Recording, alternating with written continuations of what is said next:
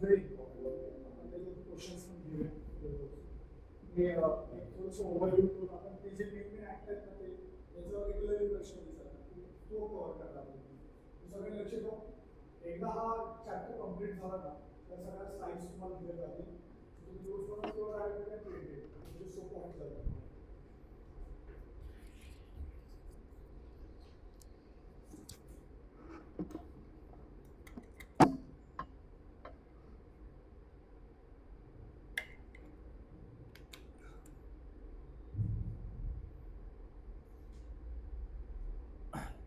परत सांग चालू बेगीन सगळ्यांना लक्ष द्यावं. ओके, सर्वांना माहित आहे आपण एक टॉपिक स्टार्ट केला इंडियन पॉलिटिक्सचा, ज्याला बोलतो आपण historical background. Okay, historical background म्हणजे संविधान जे आहे, आपलं जे संविधान आहे हे कसं बनलं, काय बनलं, त्याच्या पाठीमागे खूप मोठी पार्श्वभूमी ऍक्च्युली. ठीक आहे, तुम्हाला माहित असेल, मी तुम्हाला सुरुवातीलाच सांगितलेलं काय की दोन प्रकारचे रूल होते आपल्या भारतावरती. ओके, म्हणजे बिफोर इंडिपेंडन्स सांगतो. दोन रूल कोणते? एक तर कंपनीचा रूल होता, म्हणजे 1773 पासून 1858 पर्यंत तो कंपनीचा रूल होता तो. आणि त्याच्यानंतर क्राऊन रूल झाला. मग क्राऊन रूल झाला का झाला? कारण इन बिटवीन 1857चा उठाव झाला आणि बऱ्याच गोष्टी घडल्या की त्याच्यानंतर चेंजेस होत गेले बऱ्यापैकी. ब्रिटिशांना पण असं वाटलं की आता भारतीय जे आहेत इंडियन्स, ओके, जे लीडर्स आहेत त्यांना पण आता इंडियन ऍडमिनिस्ट्रेशनमध्ये किंवा लॉ मेकिंग प्रोसेसमध्ये घेतलं पाहिजे. मग त्या अनुषंगाने भरपूर कायदे वगैरे बनवत गेले. काउन्सिल ऍक्ट जे होतो, ओके, 58 नंतर जे काउन्सिल ऍक्ट आले, तुम्हाला माहित आहे काउन्सिल म्हणजे काय की एक काउन्सिल बनवलेलं, एक पार्लमेंट आपल्याकडे आता तसं एक काउन्सिल बनवलं त्यांनी आणि त्याच्यामध्ये घ्यायला सुरुवात केली एक एक. तुम्हाला आठवत असेल मग 1813, 33, 53 असे ऍक्ट, त्याच्यामध्ये महत्वाच्या गोष्टी, ट्रेड मोनोपोली वगैरे वगैरे, शिक्षणासाठी पैसा कधी किती, असं प्रश्न विचारत होता तुम्हाला एक्झाम. तेच पॉइंट आउट करायचे, बाकी काही गोष्टी वाचायच्या गरज नाही. रट्टा मारा पण कसं माहिती, जे लागतं त्याच घ्या, फक्त बाकीची करायची गरज नाही. असं करत करत आपण इंडियन काउन्सिल ऍक्ट 1892 जो आहे 1892 इथपर्यंत आलो. याचं फक्त ओव्हरव्ह्यू बघूया, याच्यामध्ये जास्त एवढं विशेष काही नाही, फक्त ओव्हरव्ह्यू बघूया. काय इथे लिहिले बघा,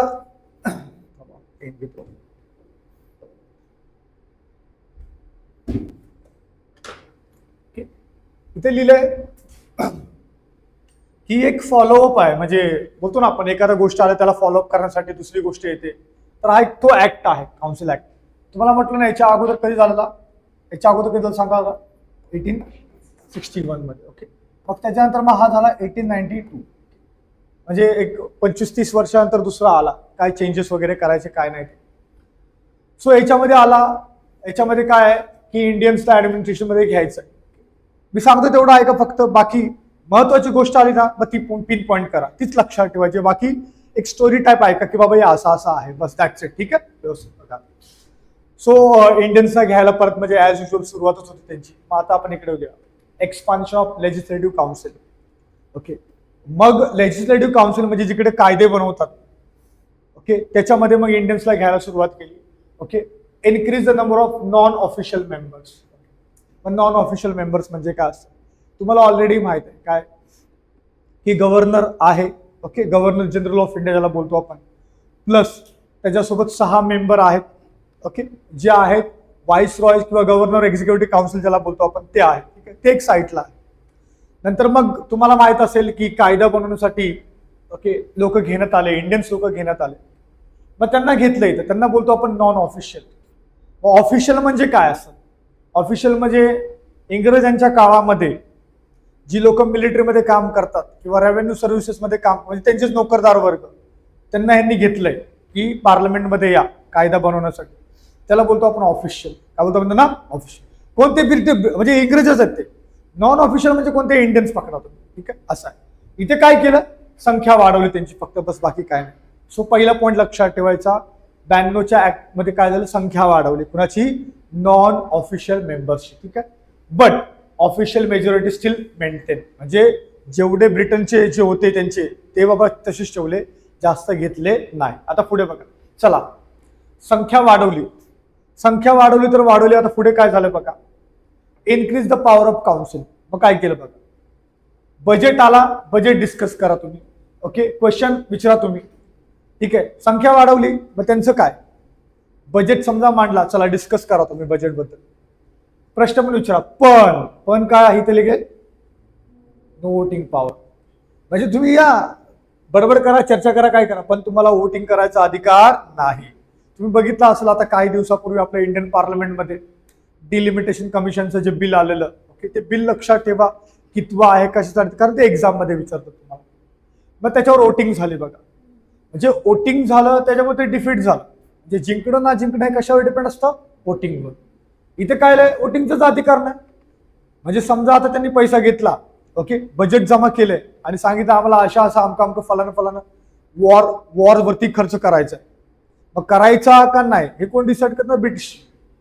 तुम्हाला काहीच अधिकार नाही. ठीक आहे, बघा आता 92च्या कायद्यानुसार आपण काय बघतोय की संख्या वाढवली तर वाढवली, प्लस काय तुम्ही डिस्कस करू शकता, काय बजेट, पण विदाउट राईट टू वोट नाही करू शकत तुम्ही. ठीक, पुढे बघा आता इंट्रोडक्शन ऑफ इनडायरेक्ट इलेक्शन. आता इनडायरेक्ट इलेक्शन बघा, आता हे कुठं आहे, प्रोव्हिन्शियल काउन्सिल्स मध्ये. Okay, district board. म्हणजे हे नाही, हे जे नॉन ऑफिशियल मेंबर आहेत ना, नॉन ऑफिशियल, हे कसे जाणार पार्लमेंटमध्ये, कसे जाणार, तर यांच्यातून जाणार. बघा, म्हणजे हे निवडून देणार. प्रोव्हिन्शियल काउन्सिल म्हणजे बघा, बंगाल प्रांत आहे, ओके, बॉम्बे प्रांत आहे, मद्रास प्रांत आहे, इकडून लोक जाणार आणि हे सगळे लोक निवडून देणार त्यांना. ओके, इथे बघा, इथे लिहिलं एक शब्द, हे करतो क्लिअर. इथे लिहिलं बघा, word election nomination method. Okay, याच्यामध्ये काय होतं, वर्ड जे इलेक्शन आहे ना ते इनडायरेक्ट होत, डायरेक्ट इलेक्शनची गोष्ट याच्यामध्ये नव्हती. काय चाललंय ते फक्त बघूया आपण. The increase power of the council, याच्यामध्ये पण प्रोव्हिन्शियल काउन्सिल्स वगैरे यांची पण पॉवर वाढवलेली आहे, बाकी याच्यामध्ये काही नाहीये. मग एंड करूया आपण आता याच्यामध्ये काय शिकायचं आपल्याला. 1892च्या कायद्यामध्ये फक्त तुम्हाला लक्षात काय ठेवायचं आहे की संख्या वाढवली, कुणाची, नॉन ऑफिशियल मेंबरची. त्यांना कसली पॉवर दिली, बजेट डिस्कस करायची, but without power to vote. Okay, आणि ही जी संख्या वाढवली आहे ना, कोण निवडणार, मग कोण निवडणार, प्रांत, म्हणजे प्रांतातून त्यांना निवडून देणार आहे. परत डिस्ट्रिक्ट बोर्ड जे आहे, जिल्हा जे बोर्ड असतात ते, म्युन्सिपालिटी, युनिव्हर्सिटी, इकडून ही लोक निवडून जाणार त्याच्याकडे. कळलं, हे आहे 1892चा कायदा. आता एक्झाम मध्ये तुम्हाला जे प्रश्न विचारले जातात ना, ते मोस्ट प्रोबॅबली कुठे येतात, 1909च्या नंतरचे कायदे. 1909चा आहे, 1909, 1919चा आहे, 1919चा आहे, 1935चा आणि 1947चा. याच्यामध्ये आपण चांगला फोकस करूया. ठीक आहे, सो लेट्स मूव. आता आपण हे नका, मी तुम्हाला नंतर पाठवलं हे सगळं, फक्त तुम्हाला समजा असं वाटतंय, मी लास्ट टाइम सांगितलं की हे महत्वाचं आहे, ते नोट डाऊन करा, किंबहुना मी सांगेल ते नोट डाऊन करा. ठीक आहे, चला आता आपण त्या ऍक्टकडे जाऊया. कोणता,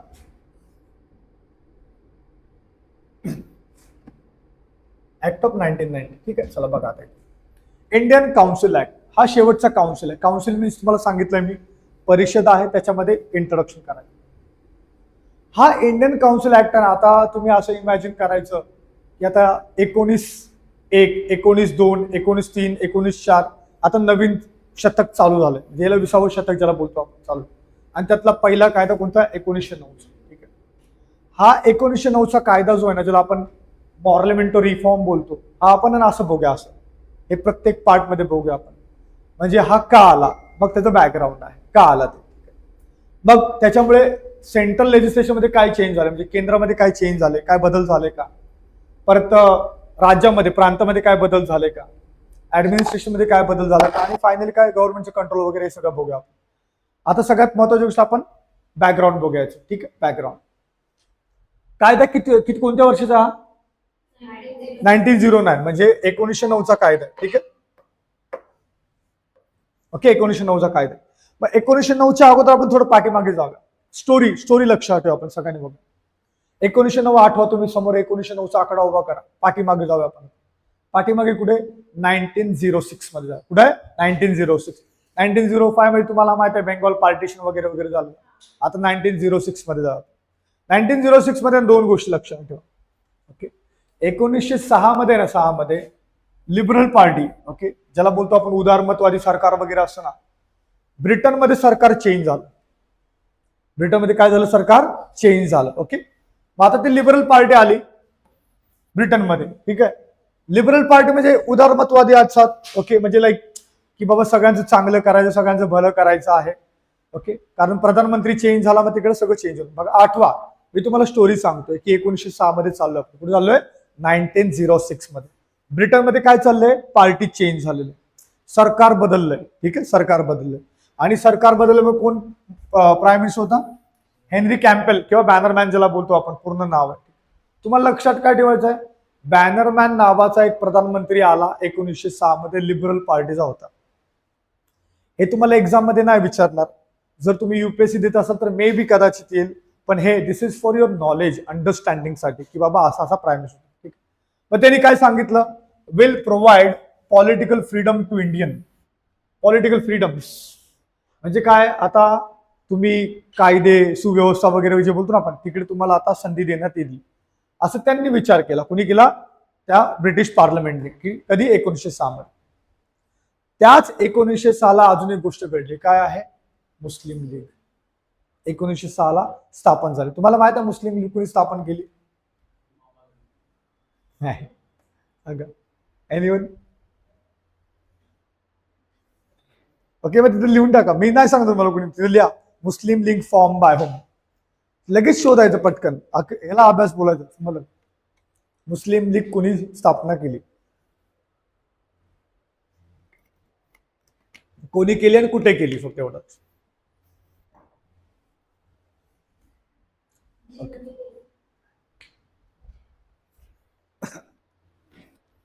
तुम्ही गुगल करून बघू शकता. म्हणजे सलीमुल्ला नावाची गोष्ट आहे. परत हे सय्यद अहमद खान जे आहेत ते अँग्लो मोहम्मदन सोसायटी वाले आहेत. पण ही कुठे झाली? ढाकामध्ये स्थापन झाली. मोहम्मद अली जिन्ना यांनी नाही केली, लक्षात ठेवा. ढाकामध्ये. मग इथे बघा, इथे दोन गोष्टी मिळाल्या तुम्हाला. कोणत्या? एक, 1906 ला स्थापन झाली मुस्लिम लीग, कुणी केली ते आणि कुठं केली ते. मग डायरेक्ट तुमच्या डोक्यात बसतं ना, एक्झामला आलं तुम्ही डायरेक्ट टिक करू शकता. म्हणून सांगतोय की हे इम्पॉर्टंट पॉईंट आहेत, हे शोधा तुम्ही फक्त. ठीक आहे, चला पुढे जाऊया. मग मुस्लिम लीगची स्थापना झाली. ह्यांनी काय केलं माहितीये का? They demanded what? Separate electorate. की मुस्लिम लीगची स्थापना झाली आणि त्यांनी काय केलं की आम्हाला सेपरेट इलेक्टोरेट पाहिजे. ठीक आहे, सेपरेट इलेक्टोरेट पाहिजे. मग आता मुस्लिम लीगनी डिमांड केलं सेपरेट इलेक्टोरेट पाहिजे. मग सेपरेट इलेक्टोरेट म्हणजे नेमकं काय असतं? एनीबडी तुम्हाला माहित आहे? सांगा बरं. Yes, 100% she is right. Okay, आपण बघूया आता. तुम्हाला इमॅजिन करायचं आहे. ओके, हे ना हे रटायचं नाही, इमॅजिन करायचं. काय की अरे मी 1906 मध्ये गेले. 1906 मध्ये गेले तर मला कळलं की ब्रिटनमध्ये चेंज झालंय. कोण? सरकार चेंज झालं. पुन्हा सरकार आलंय बॅनरमॅन. कोणता आहे? लिबरल. ओके, आणि त्याच वेळेला इंडियामध्ये काय झालंय? मुस्लिम लीगची स्थापना होते. ओके, कुणी केली, काय केली, कुठं झाली, तुम्हाला ऑलरेडी माहित आहे. ठीक आहे, त्यांनी डिमांड केला आम्हाला सेपरेट इलेक्टोरेट पाहिजे. उदाहरणार्थ समजा घाटकोपर आहे. ओके, घाटकोपर नको, कुर्ला पकडू आपण. ओके, कुर्लामध्ये मुस्लिम लोकांची संख्या खूप जास्त आहे. ओके, मग सेपरेट इलेक्टोरेट म्हणजे काय असणार आहे का? त्यांनी डिमांड केलं की कुर्ल्यामधून समजा कुणाला उभा करायचा असेल तर ते कोण असणार आहे? मुस्लिम कॅन्डिडेटच असणार आहे. आता सगळ्या जाती धर्माचे लोक राहतात कुर्ल्यामध्ये. ठीक आहे, पण कोण उभा राहणार? मुस्लिम. मग ठीक आहे, चला मुस्लिम उभा राहिला, सेपरेट इलेक्टोरेट का मुस्लिम उभा राहिला. मग त्याला वोट सगळेजण करणार का? नाही. ते काय बोलले? मुस्लिम जर उभा राहिला तर मुस्लिमला मुस्लिमच वोट करणार, असं त्यांनी सांगितलं. मग आता तिकडे हिंदू पण राहतोय, ख्रिश्चन पण राहतोय, बुद्धिस्ट पण राहतोय, जैन पण राहतोय, सगळे राहतात. ते लोक वोटिंग नाही करू शकत. मग कोण करणार? मुस्लिमच. त्याला बोलतात सेपरेट इलेक्टोरेट. हे काय केलं? डिमांड केलं त्यांनी की आम्हाला सेपरेट इलेक्टोरेट पाहिजे. ठीक, अजून काय डिमांड केलं बघ? अजून काय डिमांड केलं? There should be 2 Indians. There should be 2 Indians. कशामध्ये? Viceroy executive council. कळलं का? ओके, मग तुम्हाला माहित आहे बघा, अगोदर पासून व्हाईसरॉयच्या अंडरमध्ये 2 गोष्टी होत्या. एक लेजिस्लेटिव्ह काउन्सिल, कायदे मंडळ, आणि दुसरं काय? कार्यकारी मंडळ म्हणजे एक्झिक्युटिव्ह काउन्सिल. ठीक आहे, मगाशी बघितलं आपण 1892 मध्ये जागा ज्या वाढवल्या बघा नॉन ऑफिशियल मेंबरच्या, कुठे वाढवल्या? कायदे मंडळामध्ये. कुठे वाढवल्या? कायदे मंडळामध्ये, म्हणजेच लेजिस्लेटिव्ह काउन्सिल मध्ये. पण एक्झिक्युटिव्ह काउन्सिल मध्ये वाढवले का? नाही. तिथे 6च सदस्य होते. किती होते? 6. आणि सगळे कोण होते? ब्रिटिश. कळलं तुम्हाला? चला परत एकदा रिवाइज करूया आपण.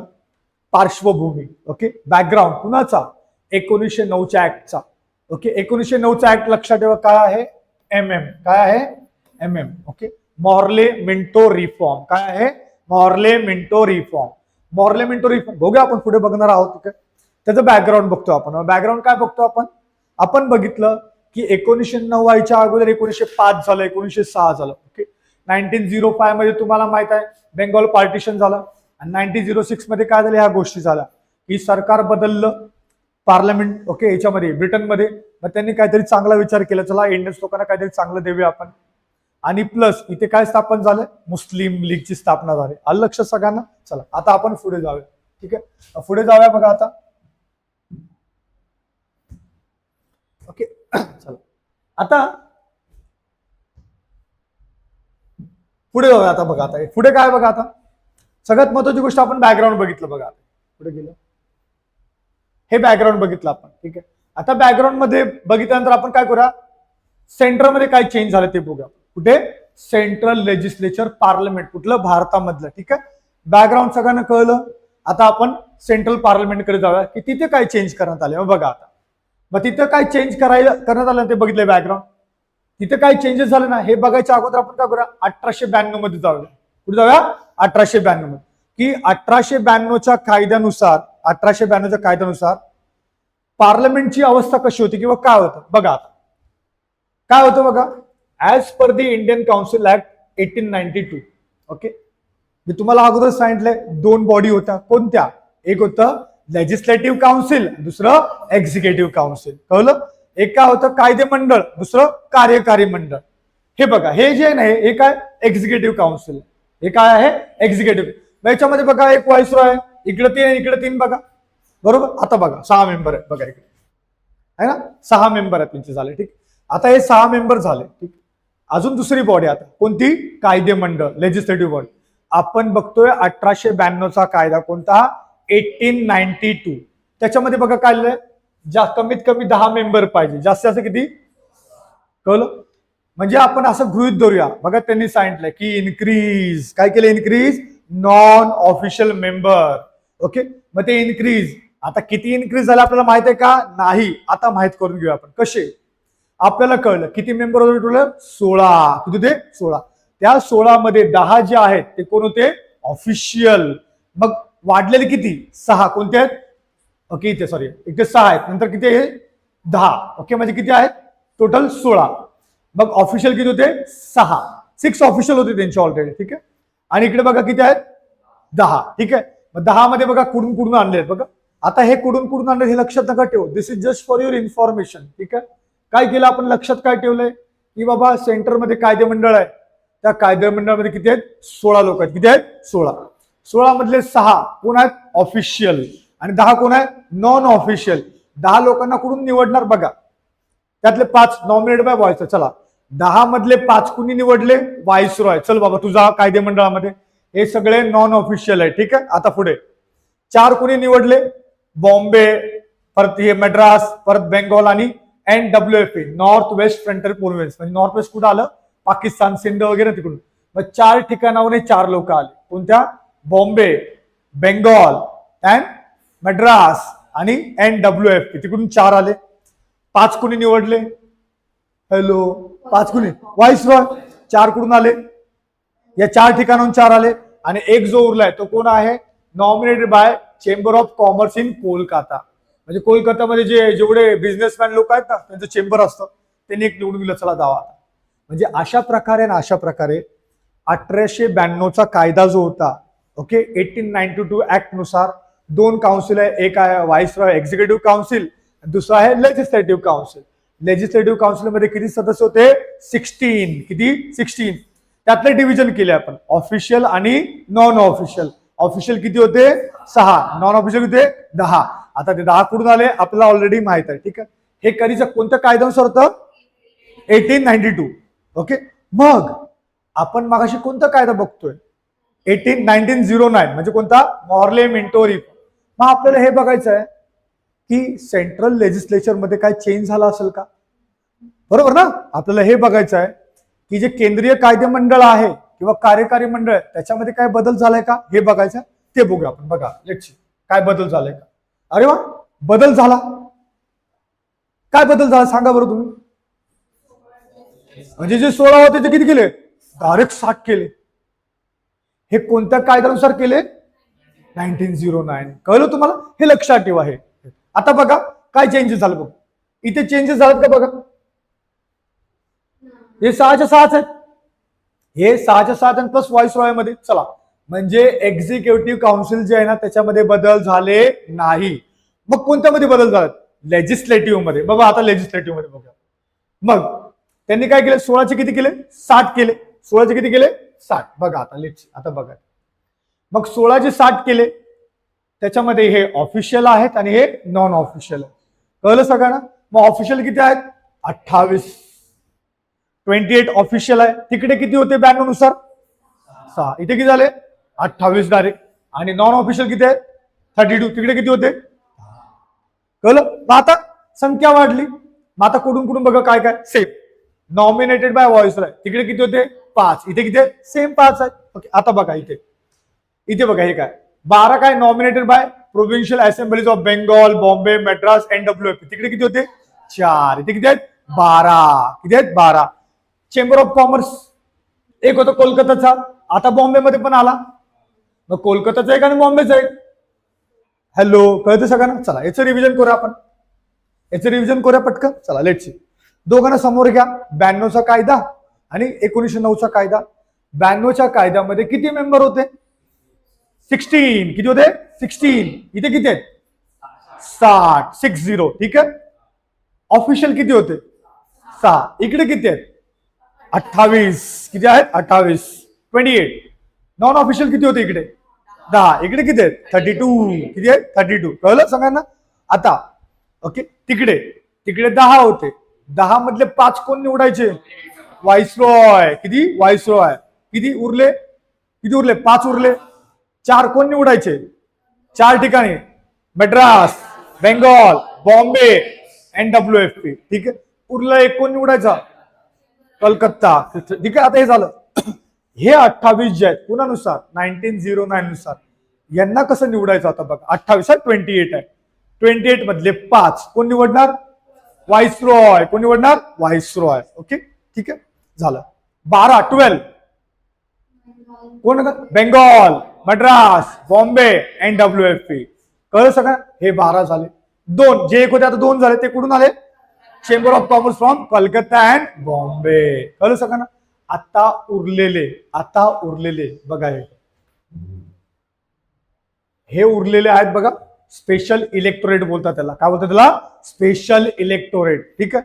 मग या स्पेशल इलेक्टोरेट मध्ये किती येणार, 13 येणार. किती येणार, 13. मग 13 मधून बघा काय, 13 मधून काय, 5 मुस्लिम आहेत. काय, 5 मुस्लिम आहेत. इथे किती आहे, जमीनदार 6 आणि बिझनेसमॅन 2. आता हे उडत जाऊ दे, हे सगळं कुठून काय काय काय काय आलं उडत जाऊ दे. मला सांगा, याच्या अगोदर तुम्ही जे नॉन ऑफिशियल मेंबर आलेले त्याच्यामध्ये जात धर्म नावाची गोष्ट बैठली कुठे तुम्ही, की बाबा मुस्लिम एवढा, शीख एवढं बैठलं का, नाही. इथे बघताय तुम्ही, कुठे बघताय, इथे. म्हणजे इथे लिटरली 5 मुस्लिम कॅन्डिडेट, नॉन ऑफिशियल आहे का, 5 मुस्लिम कॅन्डिडेट निवडून दिलेले आहेत. कळलं.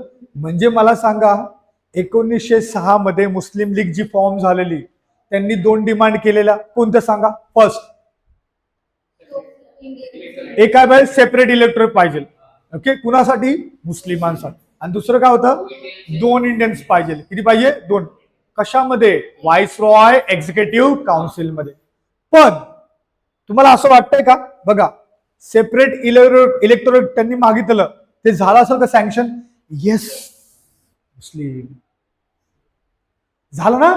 त्यांनी डिमांड केलं कधी, 1906 ला. मग 1909च्या कायद्यामध्ये ठीक आहे, चलो दे डालते. बघा इथे दिले, काय, first time communal representation in India. First time communal representation, जे पहिल्यांदा भारतामध्ये, ओके, बोलतो धर्मानुसार त्यांना हे दिलेलं आहे की बाबा रिप्रेझेंटेशन. सगळ्यात पहिलं कुणाला दिलं, मुस्लिम लोकांना. कुणाला दिलं, मुस्लिम लोक. मग समजा तुम्हाला प्रश्न विचारला की कोणत्या कायद्यानुसार मुस्लिम लोकांना भारतामध्ये पहिल्यांदा रिप्रेझेंटेशन देण्यात आलं, कोणता कायदा, ओके, ऍक्ट ऑफ 1909. तुम्ही बॅक ऑफ द माइंड ठेवा. पण पुढे काय सांगायचं आहे, मॉर्ले मिंटो रिफॉर्म. कोणता कायदा आहे, मॉर्ले मिंटो कायदा लक्षात ठेवा प्लीज. आणि म्हणून म्हणून बघा इथे, ओके, म्हणून बघा हा आहे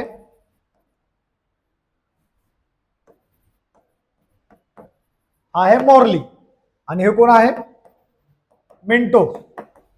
ओके, हे काय मॉर्ली, हे कोण आहे मिंटो. मला सांगा मला सांगा याच्यामध्ये कोण व्हाईस रॉय आहे आणि कोण secretary of state for India सांगा. भारत मंत्री कोण आहे, मिंटो कोण आहे 100%, आणि मॉर्ली कोण आहे.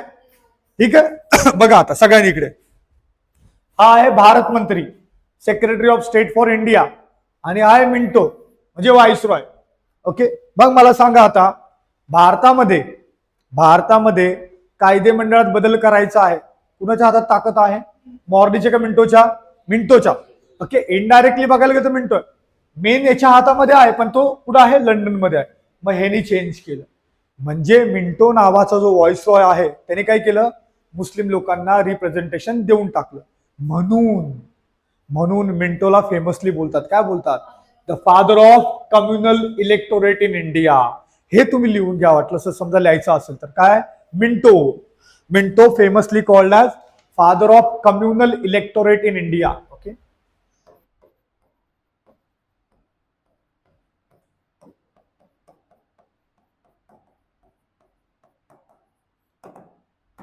ओके, म्हणजे कम्युनल इलेक्टोरेटला मराठीमध्ये काय बोलतात.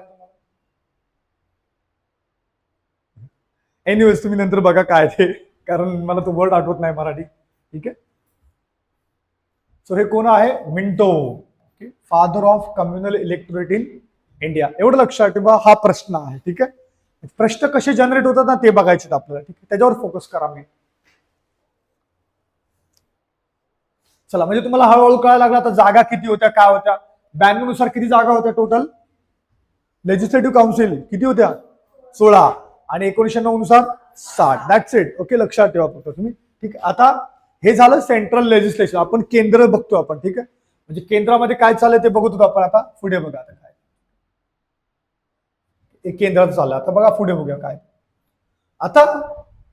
ठीक आहे, म्हणजे काय बोलतात त्याला, किती रिप्रेझेंटेशन होतं, काय होतं, हे सगळं झालं आता. पण आता कार्य जे आहे, कार्यामध्ये काय बदललं का, फंक्शन जे आहे त्यांचं ते काय बदललं का बघूया आपण आता. चला, 1892 आणि हे 1909 काय बदल आहे का बघा. 1892 मध्ये discussion related to finance were now allowed.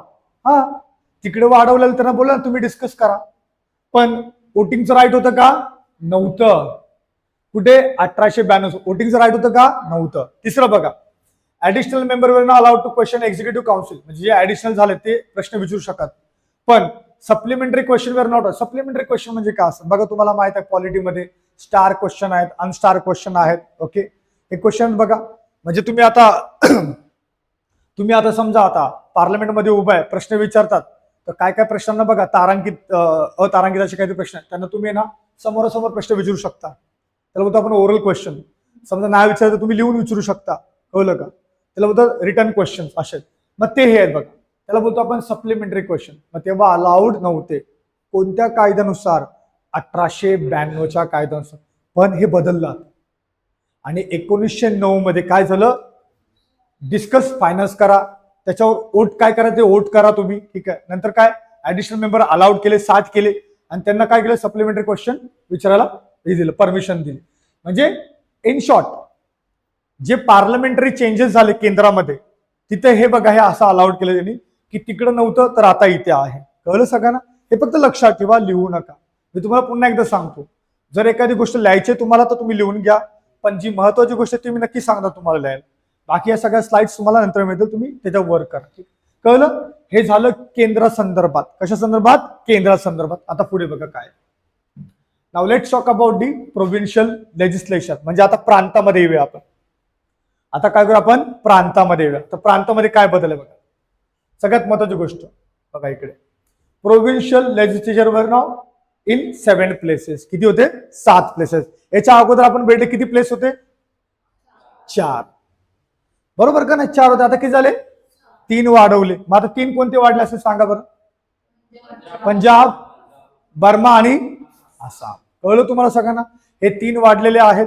Okay, मग त्याच्यामध्ये पण आता वरती जे आहे वरती 16चं 60 केले. ओके, आणि इथे प्रांतामध्ये पण बघा 50-50 मेंबर, इथे 30-30 मेंबर वाढवले. हे तुम्ही नका लक्षात ठेवू किती वाढवले किती नाही वाढवले, हे नाही विचारत एक्झाम मध्ये. This is just for your understanding. Okay, आता बघूया आपण इकडे या साईडला बघा. 1909च्या कायद्यानुसार 7 जाग्यावर आता काय आलं, लेजिस्लेचर आलं आता. ओके, म्हणजे विधानमंडळ ज्याला बोलतो आपण ते आलं. पुढे प्रांतामध्ये किती जाग्यावर, 7 जाग्यावर. याच्या अगोदर किती जागा तर 4. ठीक आहे, चला आलं. आता non official can be in majority. Okay, मग आता बघा पुन्हा एकदा बघा. आता इथे काय लिहिलंय, non official could be in majority, पण हे कुठलं आहे, प्रांतामधलं आहे. मग तुम्हाला कदाचित प्रश्न पडला असेल की हे नॉन ऑफिशियल जे आहेत, म्हणजे ज्याला इंडियन्स बोलतो आपण, जे आहेत केंद्रामध्ये जास्त होते का कमी होते, मला सांगा. हा, नॉन ऑफिशियल कसे कमी होते. इथे काय दिलंय, इथं बघा कुठे, प्रांतामध्ये. प्रांतामध्ये म्हणजे उदाहरणार्थ महाराष्ट्र, बॉम्बे, काय दिलंय, non official can be in majority. म्हणजे आता यांचं चालणार इकडे मेजॉरिटीमध्ये, त्यांचं चालणार ना. मग केंद्रामध्ये ना, केंद्रामध्ये पण यांची मेजॉरिटी होती का, कसं काय, बघूया आपण. चला लेट्स बघा इकडे आता व्यवस्थित बघा. केंद्रामध्ये यांची मेजॉरिटी आहे का, बघा आता. ऑफिशियल किती आहेत, 28. नॉन ऑफिशियल किती आहेत, 38. मेजॉरिटी आहे का ना मग, हा आहे पण नव्हती.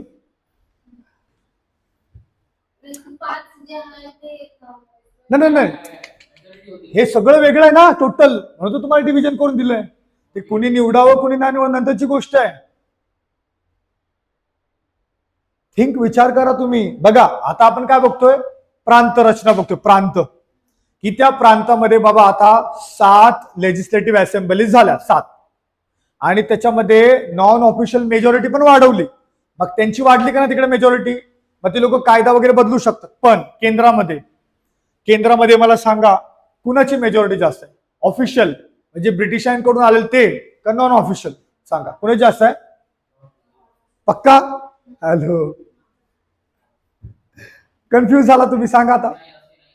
अरे इथं 32 आहे काय, क्लिअर कट डिव्हिजन आहे, clear cut division, clear cut.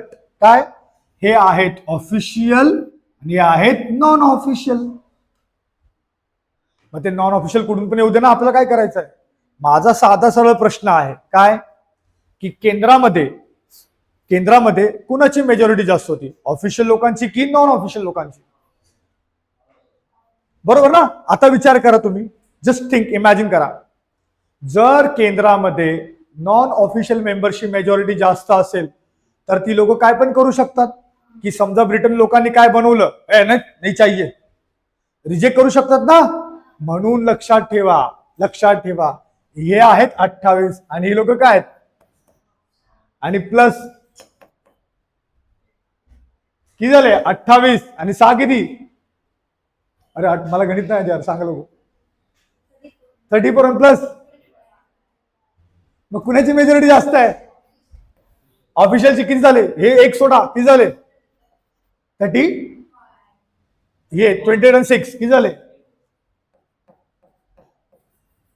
हे आणि हे 32. आता सांगा कुणाची मेजॉरिटी जास्त आहे, कळलं का.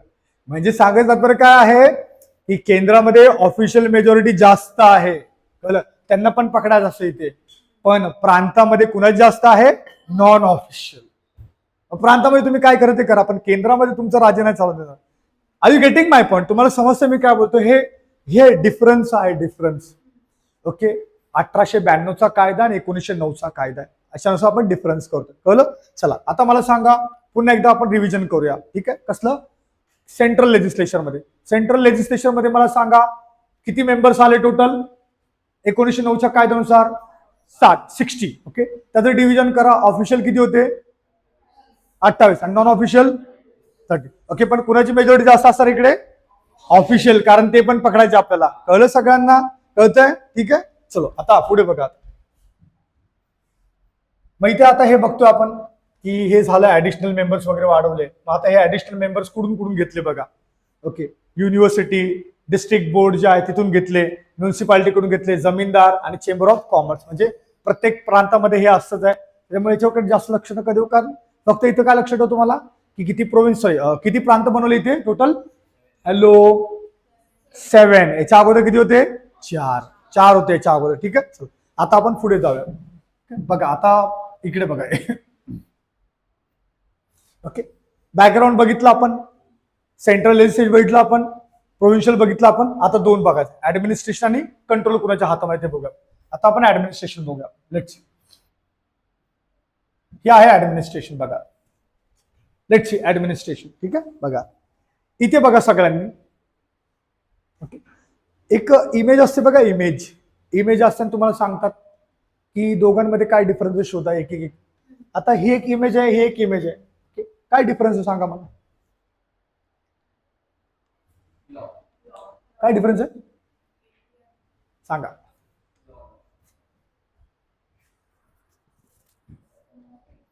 काय डिफरन्स सांगा. दोन इमेज मध्ये डिफरन्स शोधायचे तुम्हाला.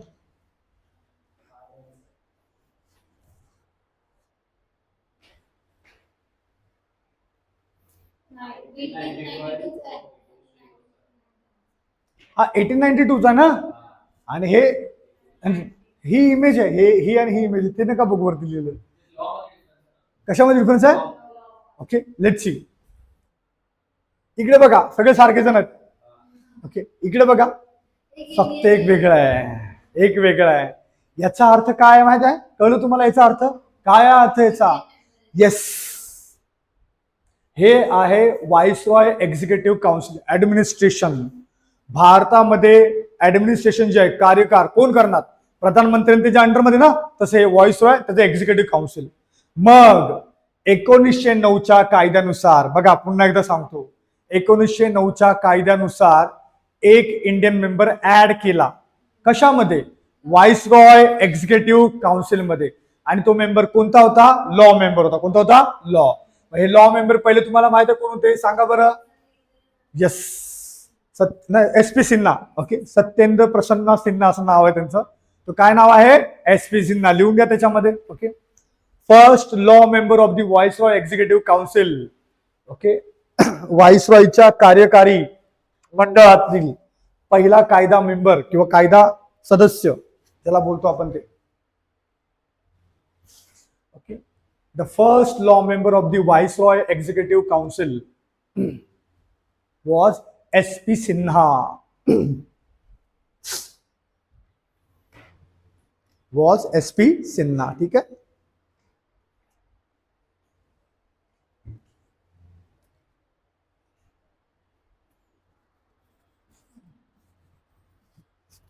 कल हा प्रश्न आहे एक्झाम मध्ये तुम्हाला. ठीक आहे, चला. Okay, finish. बघा आता इकडे सगळ्यांनी, हा आहे 1892चा कायदा, हा आहे 1909चा कायदा. 1892च्या कायद्यामध्ये तुम्हाला कोणतं इंडियन दिसतो का? सगळे फिरंगी आहेत बघा. याचा अर्थ काय? What is the meaning of this? की there should be no Indians allowed in executive council. ठीक आहे, याच्यामध्ये अलाउड नाही. पण it has change in what? As per the council act of 1909. मग मला सांगा, आपण सगळ्यात पहिलं बॅकग्राऊंड बघितलं. बॅकग्राऊंड मध्ये दोन गोष्टी बघितल्या. ब्रिटनमध्ये चेंज झालं आणि इकडे काय तयार झालं? मुस्लिम लीग. मुस्लिम लीगने दोन डिमांड केलेल्या. कोणत्या? सेपरेट इलेक्टोरेट, अजून 2 इंडियन शुड बी देअर. मग किती इंडियन आहेत? एकच इंडियन आहे. म्हणजे त्यांची मागणी एक पूर्ण केली सेपरेट इलेक्टोरेटची, पण दुसरी केली का पूर्ण? नाही, ओनली 1 इंडियन. हा, याच्यानंतर जो लॉ मेंबर झाला, म्हणजे यांच्यानंतर जो लॉ मेंबर तो मुस्लिम होता. ओके, म्हणजे हे पहिले जे आहे SP सिन्हा ते इंडियन, म्हणजे लाईक हिंदू बोलता तुम्ही. ठीक आहे, त्याच्यानंतर मग मुस्लिम आहेत. कळलं का? असं झालं, चेंजेस झालं. बघा आपण फिरून येतोय बघा याच्यामध्ये. ओके, हे बघा लाईक आपण जी स्टार्टिंग केली याची. ओके, बॅकग्राऊंड बघितलं आपण, सेंट्रल लेजिस्लेचर बघितलं आपण, प्रोव्हिन्शियल बघितलं आणि ऍडमिनिस्ट्रेशन. आता बघा आपण कंट्रोल कुणाच्या हातात होतं हे सगळं करायचं. ओके, सो फायनली बघूया आपण सी कंट्रोल. ओके, भारताचं जे ऍडमिनिस्ट्रेशन रन करायचं आहे ते कुणाच्या हातामध्ये? सो डेफिनेटली कुणाच्या हातात आहे? Secretary of state for the India, ज्याला आपण भारत मंत्री म्हणतो. हा भारत मंत्री काय आहे, कॅबिनेट मिनिस्टर होता तिकडे ब्रिटन पार्लमेंटमध्ये. आणि दुसरं कोण आहे, व्हाईसरॉय. दुसरं कोण आहे, व्हाईसरॉय. म्हणजे याच्यामध्ये काही चेंजेस झालेले नाहीये, हे ऍज इट इज परंपरापासून चालत आलेले आहे. ठीक आहे, कळलं सगळ्यांना.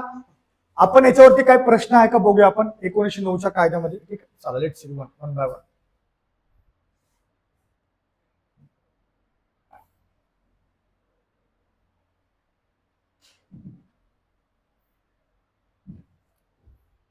बघा सांगा.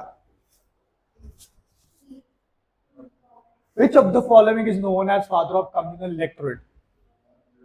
कोण आहे, लॉर्ड मिंटो. समजून सांगा ना, लॉर्ड मिंटो. व्यवस्थित प्रश्न सॉल्व्ह करा, हे सांगा. चला. Which act allowed the provincial legislative council to have non-official majority? सांगा. ओके, नॉन ऑफिशियल मेजॉरिटी कुठे वाढवले सुरुवात केली सांगा. Definitely मॉर्लेमेंटो act. ओके, फक्त इथं एक हे लक्षात ठेवा की प्रोव्हिन्सेस मध्ये जास्त नॉन ऑफिशियल मेजॉरिटी होती. ठीक आहे, हे लक्षात ठेवा फक्त. हे सांगा.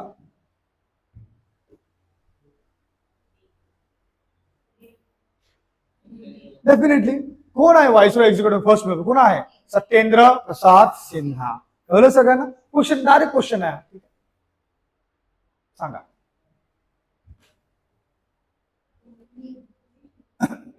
कोणता आहे, मॉर्लेमेंटो ऍक्ट ऑफ 1909. बघा हे प्रश्न आहेत, असे प्रश्न एक्झाम मध्ये विचारतात, हे लक्षात ठेवा फक्त. ठीक आहे, चला हे झालं. आता आपण काय करूया, नेक्स्ट ऍक्ट कर कोणता, गव्हर्नमेंट ऑफ इंडिया ऍक्ट 1990. आता बघा इकडे सगळे काउन्सिल ऍक्ट संपले.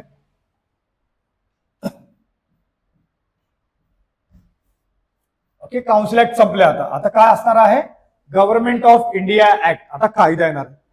जे काउन्सिल होते ना ते संपले. आता कायदा. मग आता कायदा बघा, 3 मेन आहेत, लय भारी आहेत हे 3 मेन. ते झाले ना, मग तुमचं झालं. मग समजायचं कोणतं आहे, 1909. ओके, सॉरी 1919, नंतर 1935 and finally 1947.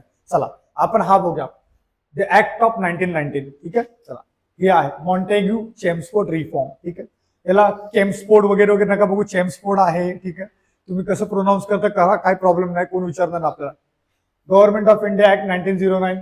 Okay, Montagu Chelmsford act. याच्यामध्ये तुम्हाला माहित आहे मॉन्टेग्यू कोणता, 2 आहेत आपल्याकडे, एक भारत मंत्री आहे आणि एक व्हाईसरॉय. सांगा. Okay, yes definitely secretary of state for India कोण, मॉन्टेग्यू. आणि चेम्सफोर्ड कोण होता, व्हाईसरॉय. ठीक आहे, चला इथून सुरुवात करू आपण. आता हा कायदा बघायचा आपल्याला. आपला 1909चा झाला, आता त्याच्यातून बाहेर या आता सगळे. आता याच्यावर फोकस करा, 1909 वर. बघा आला बॅकग्राऊंड बघायचं आपल्याला, नंतर काय सेंट्रल लेजिस्लेचर बघायचं आहे, नंतर प्रोव्हिन्शियल मध्ये काय बदल झाला का ते बघायचं आहे, ऍडमिनिस्ट्रेशन मध्ये आणि गव्हर्नमेंट कंट्रोल मध्ये सगळं ऍज इट इज सेम. आता आपण काय करूया, हे बघूया, काय बॅकग्राऊंड बघूया. साल कोणता आहे, 1909. तुम्हाला माहित आहे 1919च्या अगोदर जगामध्ये खूप मोठी घटना झालेली. 1919च्या अगोदर असं नका बोलू मी नव्हतो म्हणून. काय, definitely it's what world war. बघूया आपण. Let's see. चला इथे बघा, बॅकग्राऊंड बघूया आपण. बॅकग्राऊंड. ओके, 1919चा कायदा येण्याच्या अगोदर, 1919चा कायदा यायच्या अगोदर बघा फेमस इव्हेंट बघूया आपण वर्ल्ड मधले. तुम्हाला माहित आहे वर्ल्ड वॉर 1 स्टार्टेड कधी, 1914, 1914 ला. ठीक आहे, स्टार्ट झाला तो. स्टार्ट झाल्यानंतर बघा हे एअर 1916 जे आहे, ओके 1916 वर्ष, ते खूप महत्वाचं आहे. वाय, बिकॉज याच्यासाठी, कायसाठी, लखनौ पॅक्ट. लखनौ पॅक्ट म्हणजे काय असं सांगा, एनिवन इतिहासामध्ये कोणाला माहित आहे, वाचलं असेल कोणीतरी. लखनौ पॅक्ट काय आहे सांगा. 1907ला तुम्हाला माहिती सुरत स्प्लिट झालेली. ओके, काँग्रेसमध्ये सुरत स्प्लिट झालेली. हे 1916 आहे. ओके, मग ना काँग्रेस आणि मुस्लिम लीग हे एकत्र आले. ओके, काँग्रेस आणि मुस्लिम लीग एकत्र आली. त्यांनी डिस्कस केलं की पुढची रणनीती कशी असावी. ठीक आहे, म्हणून त्यांनी एक पॅक्ट बनवलं, त्याला बोलतो आपण लखनौ पॅक्ट. काय बोलतो आपण त्याला, लखनौ पॅक्ट. म्हणजे लखनौ कायदा किंवा काय पण लक्षात ठेवत नाही, लखनौ करार त्याला बोलतो आपण, तयार केलं. कुणी, मुस्लिम लीग आणि काँग्रेसने मिळून. कधी, 1916. कधी 1916ला. ठीक आहे. 1916ला झालं. मग तुम्हाला माहित आहे ओके 14 पासून 18 पर्यंत फ्रॉम 14 to 18 काय चाललेलं वर्ल्ड वॉर 1. ओके 16 मध्ये काय झालं लखनौ करार झाला. ठीक आहे लखनौ करार झाला काँग्रेस आणि मुस्लिम लीग मध्ये. मग त्यांच्या काय काय डिमांड वगैरे वगैरे असेल तर सगळं बघू आपण एक. मग 1960 नंतर 17 येणार ना 17 येणार आहे. मग 17 मध्ये ना 17 मध्ये काय झालं बघा 17 मध्ये काय झालं बघा हा आहे कोण हा आहे भारत मंत्री secretary of state for the India. मग सांगा कोण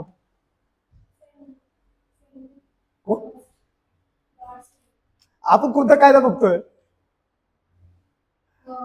1917 मध्ये कोण असणार आहे कोण असणार आहे अरे सांगा कॉन्फिडंटली सांगा मॉन्टेग्यू. अरे आपण कोणता कायदा बघतोय 1919चा विसरा आता आपण काय बघतोय 1919चा कायदा बघतोय. 1919च्या कायद्यामध्ये त्यावेळेला भारत मंत्री किंवा सेक्रेटरी ऑफ स्टेट इंडिया कोण होते लॉर्ड कोण होता मॉन्टेग्यू. ओके आलं का लक्षात ठेवा. चला परत एकदा बघूया हिस्टॉरिकल बॅकग्राऊंड. 14ला युद्ध सुरू झालं. ओके युद्ध सुरूच राहिलं. ओके 16ला काय झालं लखनौ करार लखनौ पॅक्ट झाला. ओके काँग्रेस मुस्लिम लीग एकत्र आले त्यांनी काहीतरी डिमांड केलं. ओके मग डिमांड केलं आणि ते सांगितलं ब्रिटन लोकांना की बाबा आम्हाला असं पाहिजे. मग हा जो मॉन्टेग्यू आहे तो मॉन्टेग्यू कुठे असणार आहे ब्रिटनमध्ये. कुठे असणार आहे ब्रिटनमध्ये. त्यांनी पार्लमेंटमध्ये हंगामा केला. यार इंडियन लोक ओरडा लागले त्यांना काहीतरी आपल्याला दिलं पाहिजे. मग त्यांनी काय केलंय काहीतरी चांगलं देऊया आपण त्यांना. ठीक आहे पण कधी आम्हाला तुम्ही युद्धामध्ये पार्टिसिपेशन करा आम्हाला युद्धामध्ये सहभाग द्या आम्ही तुम्हाला चांगलं देऊ काय. ओके मग आता बघा इथे दिलंय. ओके इथे दिलंय काय दिलं बघा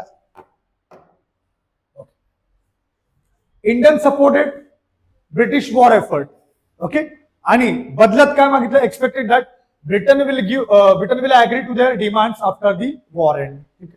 जेव्हा युद्ध संपणार तेव्हा काही कंडिशन आमच्या त्या तुम्ही ऍक्सेप्ट कराल म्हणून त्या अपेक्षेने आम्ही तुम्हाला सपोर्ट करतो. कोण लखनौ पॅक्ट नुसार सगळे इंडियन जे आहेत लीडर जे सपोर्ट करणार. तर तो बोला ठीक आहे चला तुम्ही जो सपोर्ट करताय तर तुमच्यासाठी काहीतरी करू. म्हणून 1917 मध्ये ना ऑगस्ट डिक्लेरेशन आलं. ऑगस्ट महिन्यामध्ये ऑगस्ट डिक्लेरेशन आलं. त्या ऑगस्ट डिक्लेरेशन नुसार काय केलं माहिती आहे का की भारतामध्ये आम्ही जबाबदार सरकार येण्यासाठी सुरुवात करू.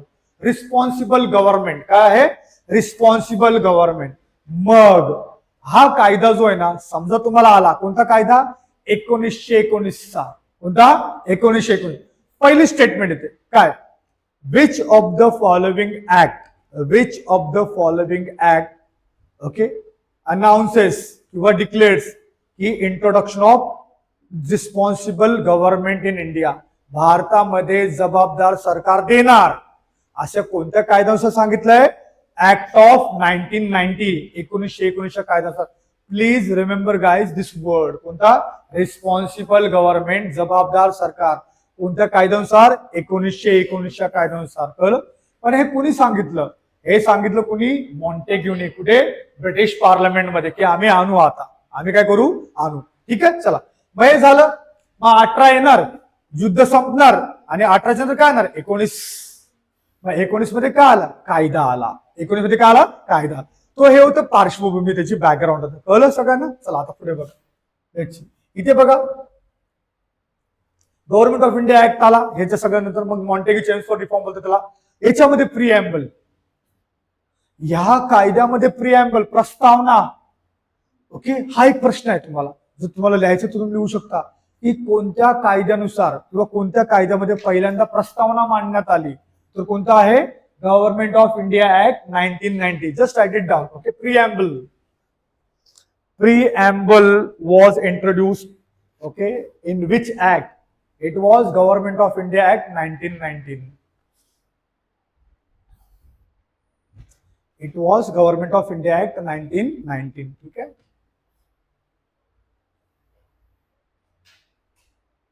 कळतंय सगळ्यांना. ओके आपण परत बॅकग्राऊंड मध्ये जाऊन परत मागे येऊया आपण. ठीक आहे चला कळलं सगळ्यांना. चला हे झालं बॅकग्राऊंड. काय झालं बॅकग्राऊंड. ठीक आहे ओके सो मी तुम्हाला सांगितलं बॅकग्राऊंड बघितलं आपण.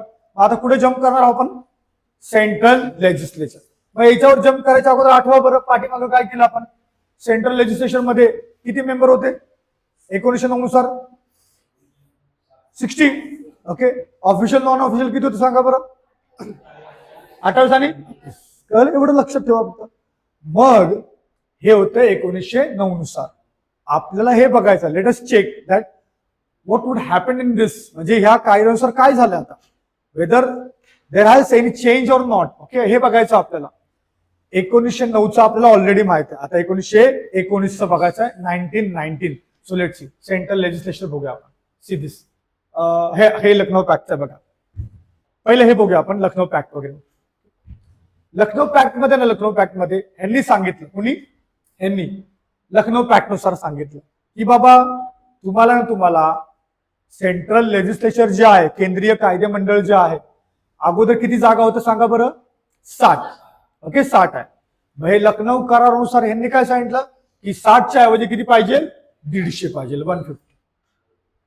ओके, करार झाला, करारानुसार सांगितलं किती 150 तरी पाहिजे बाबा. ओके, 150 मध्ये ना, 150 मध्ये हे जे आहेत ना, हे ऍडिशनल मेंबर्स म्हणजे याच्यामध्ये सांग ऍडिशनल किती 75. 150 तुम्ही टोटल घ्या, त्यात ऍडिशनल मेंबर किती पाहिजे 70. पण त्या 75 मध्ये 1/3 कोणती पाहिजे मुस्लिम्स. हे कोणत्या करारानुसार होतं लखनौ पॅक्ट. लखनौ पॅक्ट दोघांचं होतं ना, कांग्रेस आणि मुस्लिम दोघं राजी झाले, हा चलो भाई ऐसा ऐसा करते हम लोग और ब्रिटिश के सामने जाके रखते हैं. ठीक आहे, तो आहे लखनौ करार. की बाबा जर तुम्हाला आहे ना केंद्रीय कायदे मंडळामध्ये जर मेंबर्स वाढवायचे असतील, if you want to increase the members in central legislature, so just increase to 150. Okay, increase to what 150. Among 150, 75 should be what additional members, and among 75, 25 should be Muslims. कळलं सगळं? हे कुणी डिमांड केलं? लखनौ करार. काय लखनौ करार. ठीक, आता आपल्याला बघायचं आहे ब्रिटिशांनी काय केलं. Okay, so let's see. हे सेंटर बद्दल आहे, ब्रिटिशांनी काय केलं बघूया. सी दिस, ब्रिटिशांनी काय केलं. चलो ठीक है, कुछ तो करते हम लोग. So this is what central legislation. Okay, central. मग सेंट्रल लेजिस्लेशनला आता डिवाइड केलं. पहिले एकच होतं ना, परत आठवा लक्षात घ्या 1909 नुसार एकच होतं, ऑफिशियल नॉन ऑफिशियल. पण 1990 ऍक्ट जे आहे 1919 ऍक्ट, आता भारतामध्ये केंद्रामध्ये 2 सभागृह झाले, 2 हाऊस, 2 हाऊसेस. ओके, मग कोणता हाऊस? एक आहे लेजिस्लेटिव्ह असेंब्ली आणि दुसरं काय काउन्सिल ऑफ स्टेट्स. लेजिस्लेटिव्ह असं म्हणजे काय लोअर हाऊस, आणि हे काय आहे अप्पर हाऊस. आता सध्या तेच आहे ना आपल्याकडे. ओके, परत इमॅजिन करा, समजा तुम्हाला विचारलं की बाबा कोणत्या कायद्यानुसार केंद्रीय कायदे मंडळ जे आहे, as per which act, okay, the central legislature has to be divided into 2 part or 2 houses. एक आहे लेजिस्लेटिव्ह असेंब्ली, दुसरा आहे काउन्सिल ऑफ स्टेट. ओके, एक आहे कायदे मंडळ, दुसरं काय राज्याचं मंडळ. ठीक आहे, लक्षात ठेवा. भाई कोणत्या कायद्यानुसार आलाय कळलं सगळ्यांना. आता बघा what they have demanded as per the Lucknow pact. काय डिमांड केलं त्यांनी सांगा, किती मेंबर्स पाहिजे 150. पण ब्रिटिशांनी काय केलं बघा, ब्रिटिशांनी काय केलं 2 हाऊस बनवले. मग जे लोअर हाऊस आहे त्यामध्ये किती केले 145 आणि इकडे 60, म्हणजे 150 पेक्षा जास्त आहे ते. कळतं तुम्हाला. परत इमॅजिन करा आता 1919च्या कायद्यानुसार 1990, त्याला बोलतो आपण मॉन्टेगू चॅम्स्फोर्ड रिफॉर्म. त्याच्यामुळे काय केलं सेंट्रल लेजिस्लेचर आहे डिवाइड केलं, 2 हाऊस बनवले. कुठे 2 हाऊस. एक कोणतं आहे लेजिस्लेटिव्ह असेंब्ली कायदे मंडळ, दुसरं कोणतं आहे काउन्सिल ऑफ स्टेट्स. कळलं, म्हणजे लोअर हाऊस आणि अप्पर हाऊस. लोअर हाऊस म्हणजे लेजिस्लेशन मध्ये किती मेंबर्स केले 145, इकडे किती केले 60. कळलं सगळ्यांना. हे बघा आता बघा पुढे. ओके, यांनी काय केलेलं, यांनी सांगितलं की चला तुम्ही 150 मेंबर बनवा. बोललेले की नाही बोललेले, बोलले. प्लस जे केंद्रीय कायदे मंडळ आहे त्याचं टर्म किती पाहिजे 5 वर्ष पाहिजे. कुणी सांगितलं यांनी लखनौ पॅक्टने. पण ब्रिटिशांनी काय केलं बघा, हे लेजिस्लेटिव्ह असेंब्ली किती वर्षासाठी केलं 3 वर्षासाठी आणि हे 5 वर्षासाठी. कळलं सगळ्यांना. चला याचं क्विक रिव्हिजन करूया आपण. ठीक आहे, चला मला सांगा आता as per the government of India act 1990 what changes have been made. Okay, so the central legislature जे आहे डिवायडेड इंटू 2 हाऊसेस. कोणतं सांगा? Legislative assembly, second council of state. Legislative असेंब्लीमध्ये किती मेंबर्स होते? 150. इकडे किती? एक किती टर्म होतं ड्युरेशन? 3 इयर्स. आणि किती होतं? 5 इयर्स. What the point? चला आता पुढे बघा. आता बघा इकडे. आता बघा. आता बघा functions of the both the houses. Okay same. आता बघा तिकडे पण कायदा बनवतो लोकसभेमध्ये, राज्यसभेमध्ये कायदा बनवतो. आपण असं पकडा की सेम होते फंक्शन. थिंक करा, विचार करा, सेम फंक्शन. पण एक एक्सेप्शन आहे. काय? Power of the vote to supply was available with the lower house. मग मला सांगा आजच्या दिवशी आपल्या भारतामध्ये कोणतं हाऊस स्ट्रॉंग आहे? लोकसभा की राज्यसभा?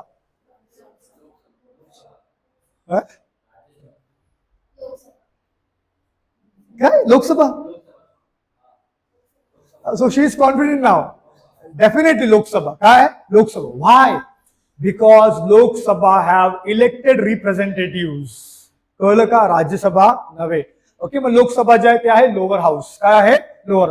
मग इथं जी असेंब्ली आहे लेजिस्लेटिव्ह असेंब्ली काय? लोअर हाऊस आहे. मग त्यांच्याकडे काय? Power of vote supply. आता याचा अर्थ काय बघूया आपण. समजा सरकारला काहीतरी विकत घ्यायचं आहे. ओके समजा सरकारला वॉरचा खर्च करायचा आहे. समजा सरकारला कुठेतरी काहीतरी गोष्टी करायच्या, पैसा पाहिजे ना, रेव्हेन्यू पाहिजे. मग मला सांगा समजा इक्वल पॉवर असते तर त्यांनी अडवलं असतं की नाही बाबा आम्ही नाही देणार आहे. मग हे काय बोले? नाही आमची मोनोपोली असणार आहे. म्हणजे सांगायचं तात्पर्य काय कि दोनों के पास तो पावर सेम रहेगा एक्सेप्ट वन कि रेवेन्यू मतलब सप्लाई रहेगा, कलेक्शन पैसा रहेगा, उसमें Rajya Sabha that is what council of states को वोटिंग का अधिकार नहीं है. कळलं सगळ्यांना? त्यांना अलाउड नाहीये. आपण एक एक गोष्ट शिकतो व्यवस्थित. पुढे बघा काय. आता बघा एक झालं की लोअर हाऊस जे आहे त्याला पॉवर मिळाली. आता दुसरं बघा. दुसरं काय? हे इम्पॉर्टंट पॉइंट्स आहेत. कोणता बघा? समजा कायदा बनवायचा आहे. If I want to make an act. Okay तर मग कसं करणार आहे? लोकसभेमध्ये चर्चा होणार, राज्यसभेमध्ये पण चर्चा होणार. बरोबर.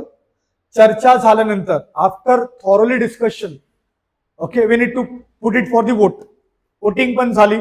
दोन्ही ठिकाणी काय झालं? झालं सगळं व्यवस्थित. फायनली कुठे जातो मग ते?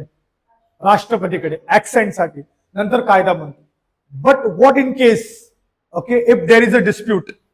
जर दोघांमध्ये एकमत नसेल तर मग काय करायचं? मग सांगा आज काय करतो आपण? आजच्या घडीला काय करतो? समजा लोकसभा राज्यसभेमध्ये एखाद्या बिलवर हे झालं एकमत नाही, मग काय करतो आपण? Joint sitting. काय करतो आपण? Joint sitting. बरोबर का नाही? पण ऍज पर दी ऍक्ट 1919 1919च्या कायद्यानुसार समजा लोकसभेमध्ये बिल आहे म्हणजे लेजिस्लेटिव्ह असेंब्ली, राज्यसभेमध्ये बिल आहे, दोघांचं बिल पास नाही झालं, डिस्प्यूट झालं, मग कोण सॉल्व्ह करणार? कोण? येस सॉल्व्ह कोण करणार? आता प्रेसिडेंट आहे, सॉरी आता जॉईंट सिटिंग आहे. पण तिकडे काय होतं बघा, काय होतं? Joint committee. म्हणजे एकतर बिल जॉईंट कमिटीकडे जाणार, दुसरे जॉईंट कॉन्फरन्स किंवा त्यांची जॉईंट कॉन्फरन्स होणार किंवा जॉईंट सिटिंग. मग समजा मी प्रश्न विचारला तुम्हाला, if I ask you one question की which act has provided the provision of joint sitting, joint conference and joint meeting, सांगा कोणता आहे? Act of the 1990. कळलं सगळ्यांना? हे होतं सेंट्रल लेजिस्लेचर बद्दल. तर बघा एक मिनिट फक्त, ठीक आहे मी परत इथे येतो. आता आपल्याला याच्याबद्दल डिस्कस करायचं आहे. Okay as per the government of India act 1919 okay what changes have made in central legislature. सांगा बरं सेंट्रल लेजिस्लेचर बद्दल काय चेंज झाले? एकेकाने सांगा वाटलं सर. सगळ्यात पहिलं कुणी पण सांगा. ओके 2 हाऊस बनवले, अप्पर हाऊस लोअर हाऊस. चला सेकंड जेवढं आठवलं तेवढं सांगा, ट्राय करा. ओके चला joint sitting, joint conference, joint मीटिंगचं प्रावधान आलं. अजून काय आलं सांगा? Yes yes absolutely. अजून 5 इयर्स. येस येस ओके लक्षात आलं तुम्हाला? ह्या गोष्टी लक्षात ठेवा तुम्ही. भले त्याचे किती मेंबर आहे काय मेंबर आहे ते विसरला तरी चालेल, पण हे ना हे लक्षात ठेवा मी. मग मला सांगा कोणाला जास्त पॉवर होती? लोअर हाऊसला. ओके बाकीच्या बाबतीत सेम होते. मग लोअर हाऊसला कशाच्या बाबतीत पॉवर होती? वोटिंग पॉवर, कोणती सप्लाय ज्या गोष्टी आहेत त्याच्या संदर्भात. कळलं सगळ्यांना? आणि समजा डेडलॉक झालंच तर मग तुम्हाला माहिती आहे प्रोव्हिजन्स आहेत आपल्याकडे. ठीक आहे, have you understood this central? आता आपण कसं जा प्रोव्हिन्शियल जायचा. ठीक आहे, लक्ष द्या सगळ्यांनी व्यवस्थित. ओके, आता हे जे आहे ना, हे बघा, हे डिव्हिजन आहे. ओके, हे तुम्हाला महत्वाचं नाहीये, तरी पण एक ओव्हरव्ह्यू पाहिजे आपल्याला म्हणून करतो आपण. बघा हे बघा, आता लेजिस्लेटिव्ह असेंब्ली. ओके, किती मेंबर आहेत? 145. याच्यामध्ये बघा हे जे आहेत 104, हे काय इलेक्टेड आणि हे काय आहे नॉमिनेटेड. मग इलेक्टेड कुठून आहे बघा, कुठून आहे सांगा? जनरल, नंतर मुस्लिम्स, नंतर बघा परत एकदा दाखवतो तुम्हाला. बघा जनरल, नंतर काय मुस्लिम्स, नंतर काय युरोपियन्स, अजून काय?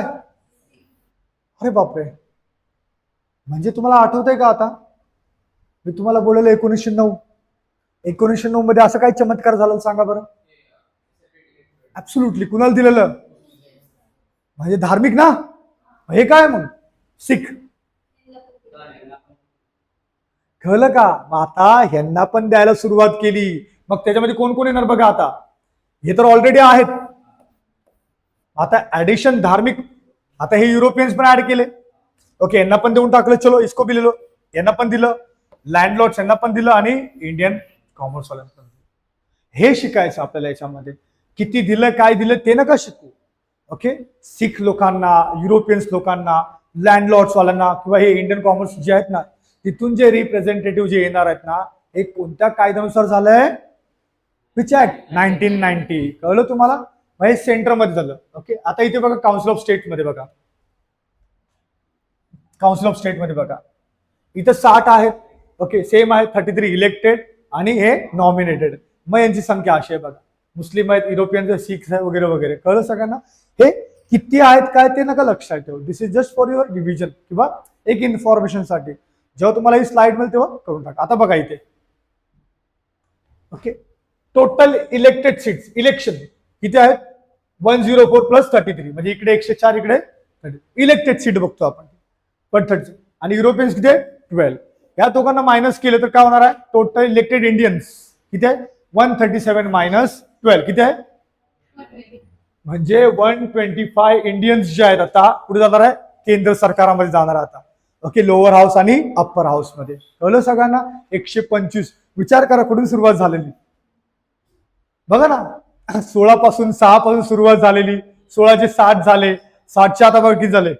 125. Proper Indian, proper. कळलं? आणि त्याच्यामध्ये पण समजा मुस्लिम बघायचं झाले तर किती आहे? 41. 120. म्हणजे विचार करा कसं चेंजेस होत गेले एक एक एक. हे आहे सेंट्रल पार्लमेंट बद्दल. आता पुढे बघूया, आता प्रोव्हिन्शियल मध्ये बघूया. ठीक आहे, प्रोव्हिन्स मध्ये 1909 मध्ये किती होते प्रोव्हिन्स टोटल सांगा? अरे 7 होते ना. 1909 7 होते. आता बघा इकडे, changes to the government of India act, addition of 2 provincial assemblies. 7, 8, 9 झाला. आता एक कोणती? बिहार, ओडिशा. दुसरी कोणती? CP, that is central province. म्हणजे हे ऍडिशन झाले. पहिले 7 होते, आता किती झाले? 9 झाला. ओके, एक एक वाढत गेले. बघा चेंजेस कसे होतात ना ते बघा तुम्ही, चेंजेस कसे. ठीक, पुढे बघा. डायआर्की. डायआर्की हा शब्द खूप डेंजर आहे. Can anybody tell me what is the meaning of dyarchy? Okay, दुहेरी शासन व्यवस्था. ओके, डायआर्की ज्याला बोलतो आपण. आता हे व्यवस्थित समजून घेऊया आपण. ठीक आहे, डायआर्की काय आहे ते सगळ्यांनी व्यवस्थित लक्ष द्या. कायदा कोणता चालू आहे? मग आज तुम्ही इमॅजिन करा की 1990 मध्ये ना डायआर्की नावाचा शब्द बघितला पहिल्यांदा. ठीक आहे, मग तुम्हाला विचारणार क्वेश्चन की डायआर्की नावाचा शब्द किंवा डायआर्की नावाची पद्धत पहिल्यांदा कोणत्या कायद्यानुसार इंट्रोड्यूस केली? कोण आहे? आपल्याला हे नाही माहित. वी डोंट नो की वेर इट इज एक्झॅक्टली इम्प्लिमेंटेड. आता बघूया आपण. लेट्स सी, लिसन ना. सगळ्यांनी लक्ष द्या व्यवस्थित. ओके, बघा आता इथे दिसतं का तुम्हाला? त्याला थोडं वरती घेतो.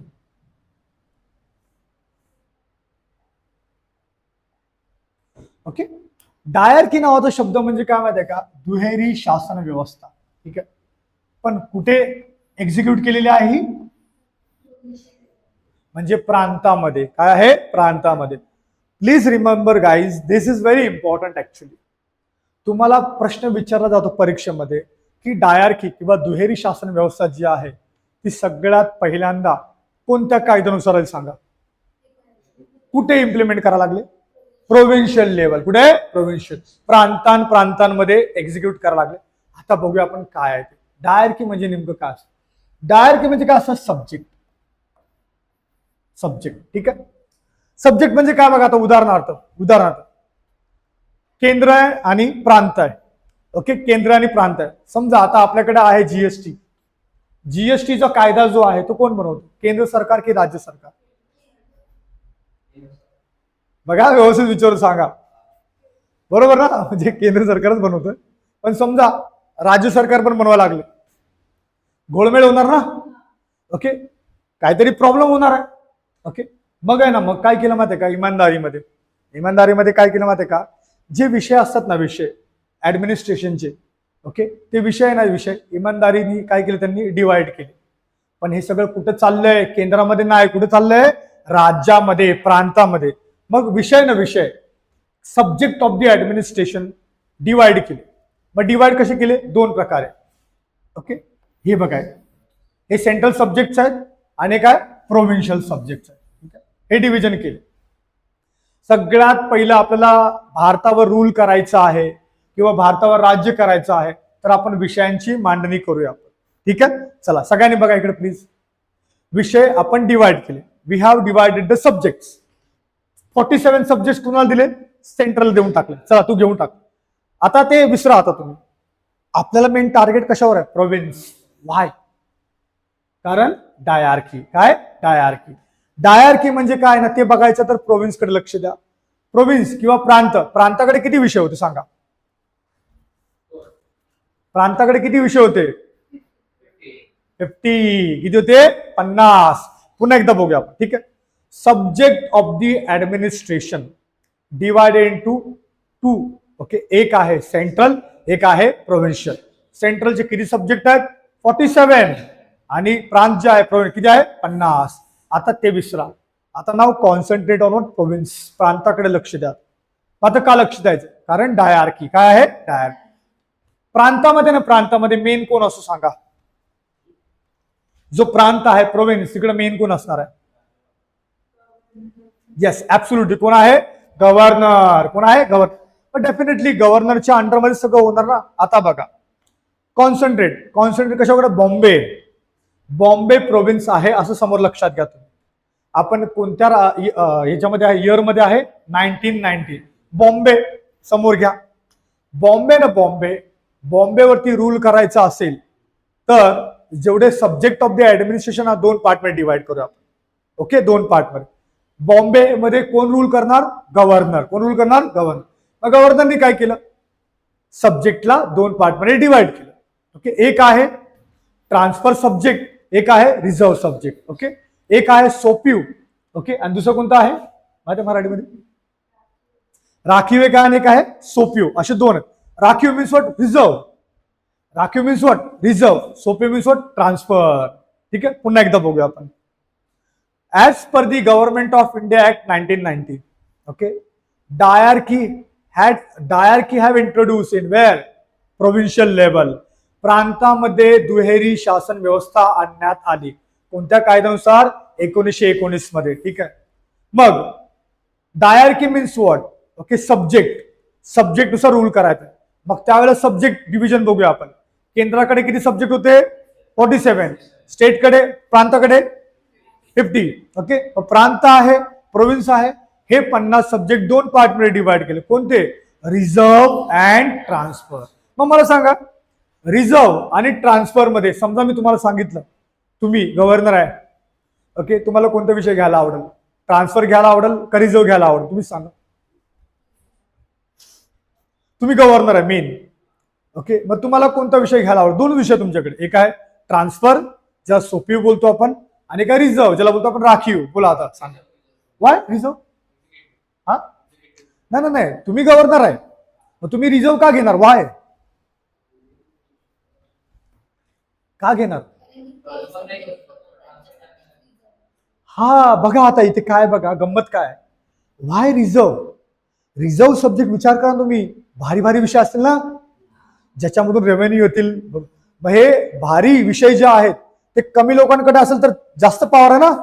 म्हणून लिसन, हे जे रिझर्व सब्जेक्ट आहे ना ते कुणाकडे होते, governor plus his executive council. Executive council मध्ये मोजके मेंबर असणार आहे आणि एक गव्हर्नर, मग त्याकडे भरपूर पॉवर आहे, मग तो करणार. आणि उरलेले जे ट्रान्सफर ते कोणाला देणार, गव्हर्नर. आणि जे जे कोण मिनिस्टर बनलेले आहेत इलेक्शन झाल्यावर मिनिस्टर बनले त्यांना चालवणार. So have you understood this, this is called as diarchy. ह्याला काय होतं पण डायआरकी. डायआरकी लक्षात आलं तर लक्षात ठेवायचं विषय, ओके, विषयांवरती रूल करायचा. मग समजा परत एकदा तो ऍज युजल प्रश्न आहे कोणता, की for the first time diarchy have introduce in which, where, provincial level की central level, provincial level. Okay, diarchy means what, two government. Diarchy means what, दोन गव्हर्नमेंट आहे, द रूल ऑफ टू. दोन government आहे ना, कोणत्या government, एक viceroy आणि त्याचं काउन्सिल, दुसरं व्हाईसरॉय आणि त्याचे मिनिस्टर्स. ओके, व्हाईसरॉय आणि त्याचे काउन्सिल यांच्याकडे कोणते विषय होते, रिझर्व की ट्रान्सफर, रिझर्व. आणि व्हाईसरॉय प्लस मेंबर्स जे आहेत इलेक्टेड त्यांच्याकडे कोणते होते, ट्रान्सफर्स. कळलं सगळ्यांना. सो बघा हे कुठं झालं, प्रोव्हिन्सेस. कुठं झालं, प्रोव्हिन्सेस. पुन्हा एकदा बघूया आपण, बघा. ओके, हे झालं. आता चला पुढे बघा. आता आपण येऊया इकडे परत. Government of India act 1990. Background बघितलं आपण, बॅकग्राऊंड मध्ये काय भेटलं आपण, वॉर. ओके, वॉर नंतर काय भेटलं आपण, लखनौ पॅक्ट. ओके, त्यानंतर 1917 काय भेटलं, ऑगस्ट डिक्लेरेशन. ओके, कळलं सगळ्यांना. मग ह्या सगळ्यानुसार सेंट्रल लेजिस्लेशन मध्ये काय झालं सांगा बरं पटापट. दोन हाऊस बनवले. ओके, कोणते, अप्पर हाऊस आणि lower house. Okay, upper house कडे किती मेंबर होते, अप्पर हाऊस नक्की, हा, आणि lower house, good. Okay, 145. Term किती होतं, ड्युरेशन 3 गुणाचे होते, लोअर हाऊस, गुड. ओके, चला हे झाले.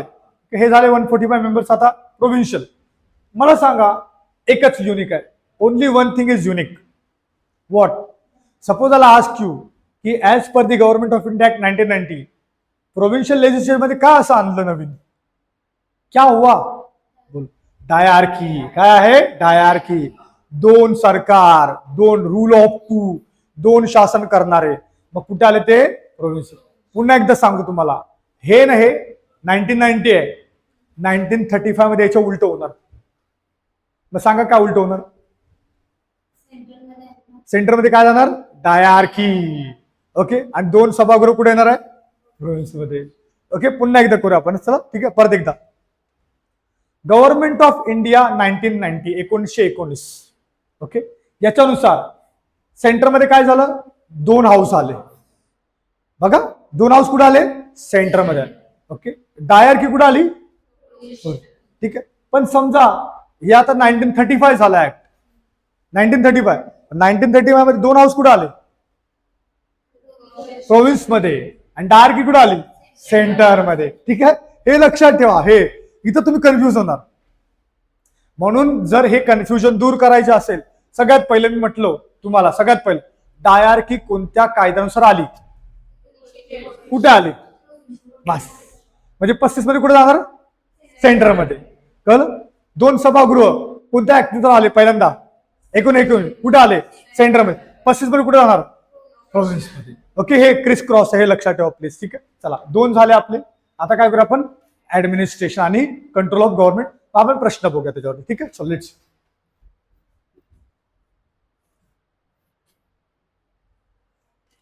Through government of India act now viceroy executive council would have किती आहे, याच्या अगोदर किती होते, कळलं का. बघा हा एक चेंज झाला. मग सांगा मला 1919 ऍक्ट नुसार, ओके, 1919 ऍक्ट नुसार how many Indians will be there, okay, would be there in viceroy executive council, 3. Okay, आणि कोणत्या कायद्यानुसार एक होता, आणि ते कोण होते, SP सिन्हा. ओके, बाकी 3 कोण होते तुम्ही फांडो करा, लिहा चला. Okay, who wear the 3 members of the viceroy executive council, okay, as per the government of India act 1919. Who wear the 3 members, ते 3 मेंबर कोण होते,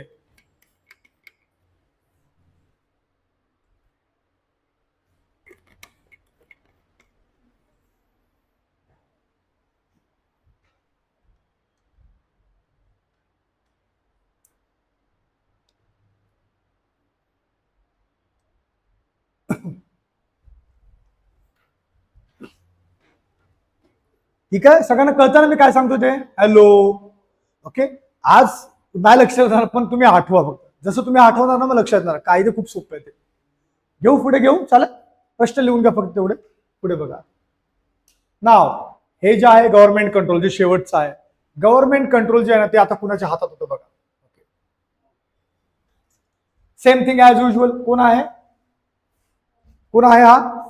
secretary of state for India Montagu. आणि कोण आहे? चेम्सफोर्ड. म्हणजे याच्यामध्ये बदल झाला का सांगा बरं? नाही. आता बघा, आता होणार बदल. तिकडे 1909 मध्ये ज्याच्या हातात कंट्रोल होतो ऍज इट होता. आता 1919 मध्ये काय झालं? 1909 मध्ये काय होणार आहे बघा. आता बघा इकडे हे आठवत तुम्हाला? हे काय?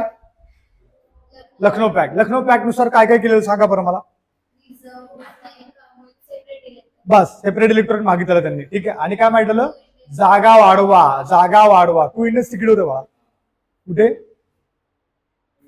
2 इंडियन्स 1909. एकच इंडियन घेतला तिकडे. कळलं? आठव काय कन्फ्युजन होणार? डोंट वरी अबाउट दिस. तुम्ही नंतर रिकॉल करा. ठीक आहे. आता इकडे बघा सगळ्यांनी 1909 मध्ये 1909 मध्ये काय भेटलं आपण? कंट्रोल किसके हाथ में था? Secretary of state for India end viceroy, दोनों के हाथ में था. अभी देखो, जैसे ही 1990 आ गया, 1919 आला, लखनौ पॅक्ट झालेला 17 मध्ये. इन्होंने डिमांड किया था मेंबर्स बढ़ाओ, है ना, मेंबर्स बढ़ाओ, मुस्लिम्स को भी बढ़ाओ. केलं, सगळं केलं. तिसरी त्यांनी काय केलं बघा. ये जो secretary of state for India जो है ये कहाँ पे रहता? कुठे राहत होता? लंडन मध्ये. तो लंडन मध्ये राहतोय आणि पैसे कुठून घेतोय? इंडियाकडून. की भाई सॅलरी चाहिए आज. ठीक आहे. मग हे लखनौ पॅक्ट वाले काय बोलले? The salaries of secretary of state for India should be paid by the British government and not by the Indian fund. कोण बोललं? लखनौ पॅक्ट नुसार यांना सांगण्यात आलं. यांनी काय सांगितलं बघा. आता ब्रिटिशांनी काय सांगितलं? ब्रिटिश बोलले की मिस्टर गांधी, म्हणजे ते काय ते बोलले असलं मला नाही माहित, पण बघा इकडे आता सेक्रेटरी ऑफ स्टेट जो आहे ना भारत मंत्री, ते 2 काम करायचा. एक पॉलिटिकल आणि ऍडमिनिस्ट्रेटिव्ह वर्क. हे तर आपल्याला माहित आहे सगळ्यांना. ओके, की जेवढं भारतामध्ये ऍडमिनिस्ट्रेशन आहे किंवा जे काय पॉलिटी चालू आहे ते सगळं कुणाच्या अंडरमध्ये होता? सेक्रेटरी ऑफ स्टेट, भारत मंत्र्याच्या. प्लस अजून एक वर्क होतं agency work. Okay, agency work काय असतं बघा. एजन्सी वर्क म्हणजे आहे ना, लाईक फॉर एक्झाम्पल आपल्या भारतामध्ये एम्बेसी आहे. भारतामध्ये एम्बेसी आहे ना, बऱ्याच देशाच्या एम्बेसी आहेत. ते लोक काय करतात की बाबा जे फॉरेनर येतात त्यांच्या राज्याचे काय कमी पडते का, कुणाला काय आहे त्यांचं देखभाल करणं किंवा भारतासोबत करार वगैरे करणं, या सगळ्या गोष्टी करायच्या. आता मला सांगा, secretary of state for India हा मोठा माणूस आहे यार, बरोबर का नाही? माझे चिंदी कामं तो करणार का? त्याला शोभा देईल का?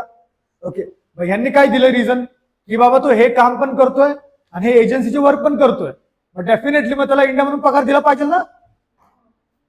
Yes or not? बरोबर ना? बोल नाही, हे बद्दल हा अजिबात नाही, तिथून ते पैसे तुम्ही आम्ही देणार नाही. यांनी काय केलं? ठीक आहे चालेल बघूया. मग त्यांनी काय केलं माहितीये का? हे जे आहे ना, हे वर्क कोणतं, हे जे वर्क आहे ना, हे एजन्सीज वर्क त्यांनी कॅन्सल केलं. की ठीक आहे चला, secretary of state for India Bharat मंत्री, त्याचं एजन्सीचं काम जे आहे ना, हे एम्बेसी होते त्याचं नाही, ते आता नको. मग त्याला कोणतं काम द्यायचं? एकच काम द्यायचं, हेच. मग हे कुणाला द्यायचं? हे कुणाला द्यायचं? मग इथं दिलं बघा. कुणाला द्यायचं बघा इकडे. याच्यासाठी ना, हे काम करायसाठी काय करावं लागलं? हाय कमिशनर फॉर इंडिया. कुठे? लंडन मध्ये. म्हणजे तोच आहे, लंडन मध्ये राहणार, पण तो काय काम करणार आहे? एजन्सीचं काम करणार आहे, भारताचं काम करणार आहे. ठीक आहे, त्याला पगार कोण देणार? पण सेक्रेटरी ऑफ स्टेटचा पगार कोण देणार? मग ब्रिटन देणार. मग तो तिकडे राहणार ना. Are you getting my point? बघा पुन्हा एकदा सांगतो. ठीक आहे, लेट्स सी. 1919 चा कायदा करतो आपण, 1909 एक्ट. उसमें क्या था? एज पर दी लखनऊ पैक्ट, लखनऊ पैक्ट वालों ने क्या बोला था कि भाई ये जो secretary of state for India है ना, इसका पगार इधर से मत देना. ओके, इंडिया मधून त्याचा पगार द्यायचा नाही. ओके, पण ब्रिटन वाले काय बोलले? अरे असं कसं बोलताय? तो इंडियाचं काम करतोय, इंडिया मधून का पगार नाही द्यायचा त्याला? एजन्सीचं काम पण करतोय आणि पॉलिटिकल ऍडमिनिस्ट्रेटिव्ह वर्क पण करतोय. बोलतो ना आम्हाला नाही माहित. मग ब्रिटन वाले बोले ठीक आहे चालेल, चलो एक काम करताय, सेक्रेटरी ऑफ स्टेट इंडिया ना, त्याला हेच काम देऊया आपण, कोणतं? पॉलिटिकल अँड ऍडमिनिस्ट्रेटिव्ह, कारण तो कॅबिनेट मंत्री आहे तिकडचा. मग जर त्याला पॉलिटिकल आणि ऍडमिशन वर दिलं, मग पगार कोण देणार? ब्रिटिश. चला क्लिअर झाला. आता सेक्रेटरी ऑफ स्टेट फॉर इंडियाला पगार कोण देणार? ब्रिटिश. पण जे एजन्सी वर्क आहे त्यासाठी नवीन कायदे स्थापन केलं आपण, काय? हाय कमिशनर फॉर इंडिया. मग त्याला पगार कोण देणार? इंडियाच्या फंडामधून. कळलं सगळ्यांना? मग मला सांगा, इथे एक प्रश्न आहे. काय प्रश्न आहे? High commissioner for India, okay, high commissioner for India established according to which act? कोणत्या कायद्यानुसार बनवलंय? 1919. कळलं सगळ्यांना? सो हे असं आहे बघा. ठीक आहे, चला पुढे बघूया आपण आता. ओके, आता हा 35चा कायदा आहे. याच्या अगोदर आपण काय करूया? प्रश्न बघूया याच्यावर. ठीक आहे, लेट्स.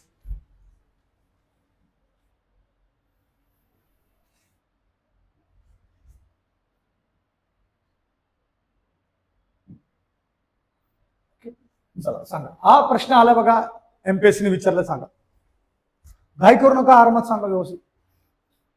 अरे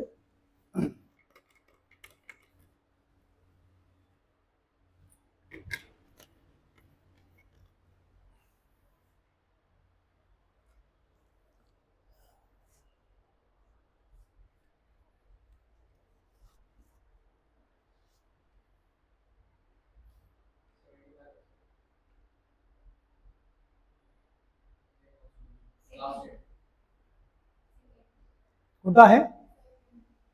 पक्का? ओके, इथे बघा एक आहे फक्त, ते तुम्ही समजून घ्या. कोणता आहे? दुसरं बघूया आपण. दुसरं 1935च्या गव्हर्नमेंट ऑफ इंडिया ऍक्ट अन्वये भारतीय विधानमंडळ म्हणजे कोणतं? इंडियन लेजिस्लेटिव्ह काउन्सिल, सेंटर मधलं काय केलंय? द्विगृहात्मक. म्हणजे काय केलं इथं बघा, इथे ओके बाय कॅमरल केलं. पण इथे केलेलं का तसं? ओके, पहिलं बघा, the government of India act 1990 based on the Montagu Chelmsford report. बरोबर आहे का नाही? डेफिनेटली बरोबर आहे. आता दुसरं बघा, दुसरं सोड, तिसरं बघा, the system of dyarchy was introduce by the act of 1990. हे पण बरोबर आहे. हे बघा, नियरली 75% ऑफ द कॉन्स्टिट्यूशन. हे तर 100% बरोबर आहे. जरी तुम्हाला आता नाही माहिती तरी पण लक्षात ठेवा, आपलं संविधान जे आहे किंवा जो हे नाही ओके कॉन्स्टिट्यूशन, 75% पार्ट तिथूनच आलेलं सगळे कायदे वगैरे. ओके, मग समजा आपण मोस्ट प्रोबॅबल आन्सर जे बघतो आपण, याच्यामध्ये चुकीचं कोणतं असणार आहे? सेकंड. कळलं सगळ्यांना? गुड. आता पुढे बघा, हे सांगा, डायरकी कुठं आहे? कळलं सगळ्यांना? बघा, डायरेक्ट प्रश्न विचारला, डायरकी कुठं आहे? ठीक आहे, पुढे बघा, कोणतं आहे? Office of the high commissioner for India in London. कोण आहे? 1919. ठीक आहे, आता हे सांगा,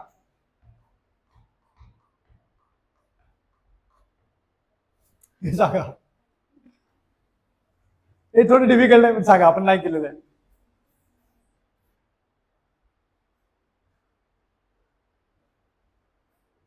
ओके, सो हे लिहून घ्या वाटलं तुम्हाला यायचं तर. ओके, बजेट सेपरेट केला, सेंट्रल आणि प्रोव्हिन्शियल बजेट. कोणता? Government of India act 1919. Okay, हे नोट्स मध्ये आहे, तुम्ही लक्ष्मीकांत जर वाचता तुम्ही त्यामध्ये आहे ऑलरेडी. तर हे सेपरेट केलं, दोन बजेट सेपरेट केलेले आहेत, सेंट्रलचा, केंद्रीय आणि प्रांतीय. ओके, त्याला बोलतो आपण.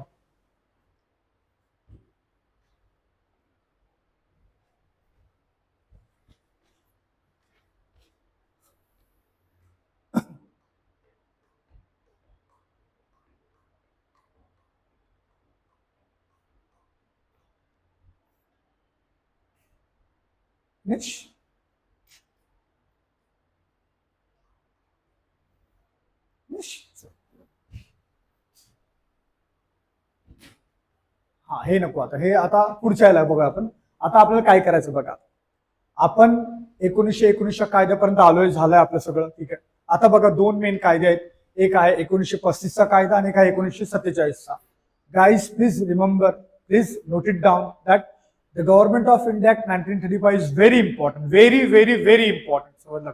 त्याच्यामुळे याच्याकडे विशेष लक्ष द्या. आतापर्यंत आपण जे केले ना ते आता विसरा, आता सध्या विसरा, घरी गेलो करायचं. पण 1935चा ऍक्ट खूप महत्वाचा आहे. त्याच्यामध्ये प्लीज समजा काही डाऊट असेल तर विचारा, नाही समजलं विचारा, मी परत एकदा सांगतो तुम्हाला. कळलं? So let's do it. Okay, आपण बघूया गव्हर्नमेंट ऑफ इंडिया 1935. ओके, आणि जो 47चा उरलाय ना तो आपण मग नेक्स्ट टाइम करूया आणि नेक्स्ट चॅप्टर पण स्टार्ट करा आपल्याला. हे आजच्या दिवस आपण शेवटचं करूया, म्हणजे जास्त दिमागाची दही होणार नाही तुमच्या. ठीक आहे. So let's see. 1909 government of India act 1935. ठीक आहे.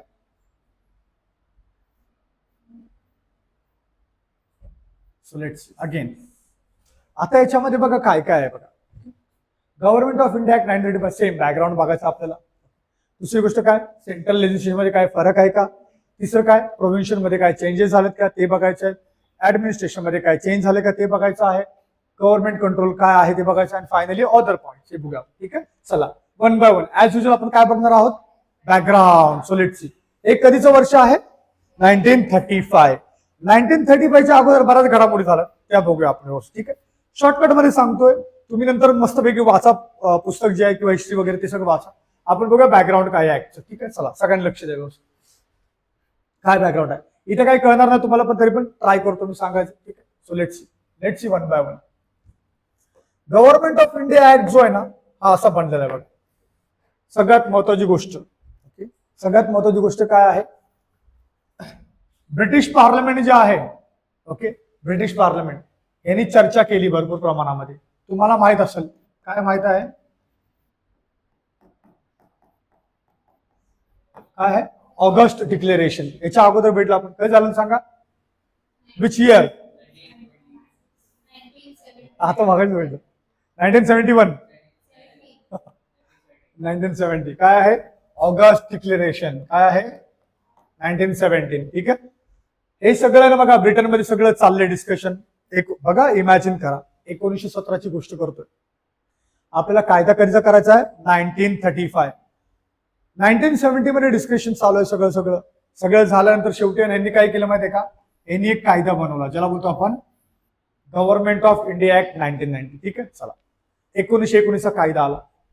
1919 चा कायदा आला आणि त्या कायद्यामध्येच असं लिहिलंय, 1919 चा कायदा आला आणि त्या कायद्यामध्ये असं लिहिलंय काय, 10 वर्षानंतर आफ्टर 10 years एक स्टॅट्युटरी कमिशन बनवायचे. स्टॅट्युटरी दुसरा काय बनवायचे, कमिशन. कुठे लिहिलेलं, कायद्यामध्ये.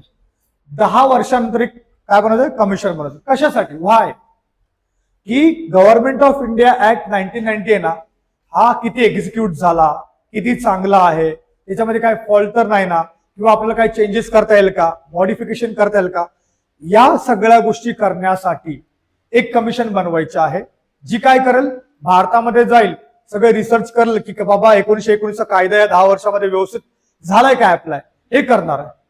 कोण, ते कमिशन.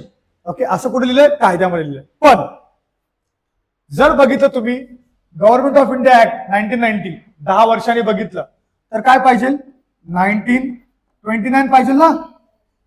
10 वर्षांनी काय पाहिजे, 1920. म्हणजे ऍक्च्युली कमिशन कधी तयार झाली पाहिजे, 1929. पण नाही. ओके, असं न करता त्यांनी काय केलं, कमिशन बनवली. कोणती कमिशन, सायमन कमिशन. कधी, 1928-27. ओके, 27-28 मध्ये बनवलेले आहे. ठीक आहे. 27 गृहीत धरा तुम्ही. ठीक आहे. म्हणजे ऍक्च्युली पूर्ण 10 वर्ष संपायच्या अगोदरच कमिशन बनवली. मी तुम्हाला सांगितलंय कमिशन का बनवली, की खरंच हा कायदा कितपत योग्य आहे, चांगला आहे, मॉडिफाय करायचा आहे का नाही, ह्या सगळ्या गोष्टी शिकायसाठी ते आले इकडे. चला, ओके, चला, सायमन कमिशन आलं, बनवलं सायमन कमिशन, भारतामध्ये आलं. But Simon commission got rejected. Why, Simon go back. Why Simon कमिशनला विरोध करण्यात आला, सांगा. सांगा.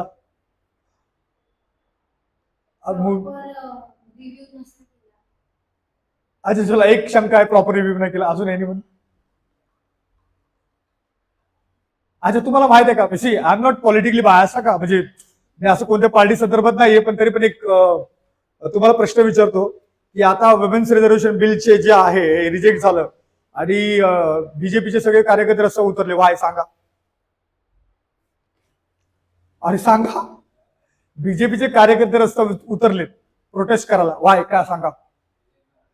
कारण त्यांना असं वाटतंय काय, वुमेन्स रिझर्वेशन बिल का तुम्ही हे केलं, डिक्लाइन केलं. आणि ऍक्च्युली काय ते माहित आहे का त्यांना, ऍक्च्युली काय ते माहित असेल का त्यांना, नाही. तर सेम थिंग, हे जे सायमन कमिशन आलंय, ओके, याला विरोध झाला. Simon go back, Simon go back, Simon go back. Actually कारण वेगळं होतं. ओके, पण यांना का विरोध करायला की बाबा सायमन कमिशन जे आहे त्याच्यामध्ये कोण इंडियनच नाही. सायमन कमिशन, अरे बाबा तू भारताबद्दल कायदा बनवणार ना, जर भारताबद्दल तुम्ही कायदा बनवणार आहे so it should have Indians. काही प्रमाणामध्ये इंडियन्स पाहिलं पण कोण इंडियन्स नव्हतं, म्हणून काय केलं, Simon go back, Simon go back, Simon go back. नाही केलं. सायमन कमिशन काय केलं माहितीये का, सायमन आलं भारतामध्ये, सायमन कमिशन आहे ना 1933 मध्ये एक रिपोर्ट सबमिट केली बघा. सायमन कमिशन एक रिपोर्ट बनवला भारतामध्ये. आता सायमन कमिशन भारतामध्ये आली, त्याला विरोध पण झाला. का विरोध केला, वाय? बरोबर, ब्रिटिशांनी काय सांगितलं की अरे तुम्हाला वाटतंय ना की भारतीयांचं पार्टिसिपेशन पाहिजे, बरोबर का नाही, एक काम करा ना, तुम्ही स्वतःच सांगा आम्हाला, आम्ही काय चेंजेस करू. जर तुम्ही तुमच्या याच्या कमिटीमध्ये नाही, कमिशनमध्ये नाही, मग तुम्ही एक काम करा, तुम्ही स्वतः काहीतरी सांगा आम्हाला काय चेंजेस केले पाहिजे. मग त्याच्यासाठी काय झालं, नेहरू रिपोर्ट 1928, 1928. आपण बघा कसं चाललोय.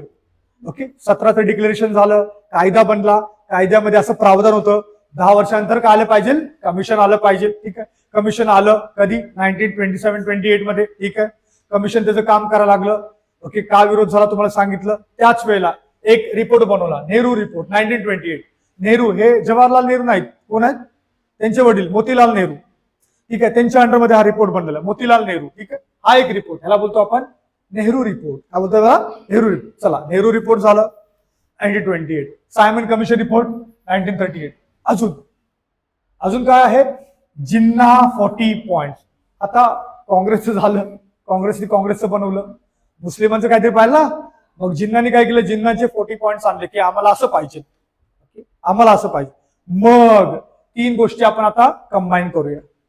3 गोष्टी कंबाईन करूया. कोणत्या, 1928चा त्यांचा रिपोर्ट, नेहरू रिपोर्ट, परत सायमन कमिशनचा रिपोर्ट आणि जिन्नाचे 40 पॉइंट्स, असे 3 गोष्टी एकत्र केली आणि त्याच्यावर डिस्कशन करण्यासाठी की बाबा हे खरंच हेल्दी पॉइंट आहेत, याच्यावर डिस्कशन करण्यासाठी काय आले, round table conference.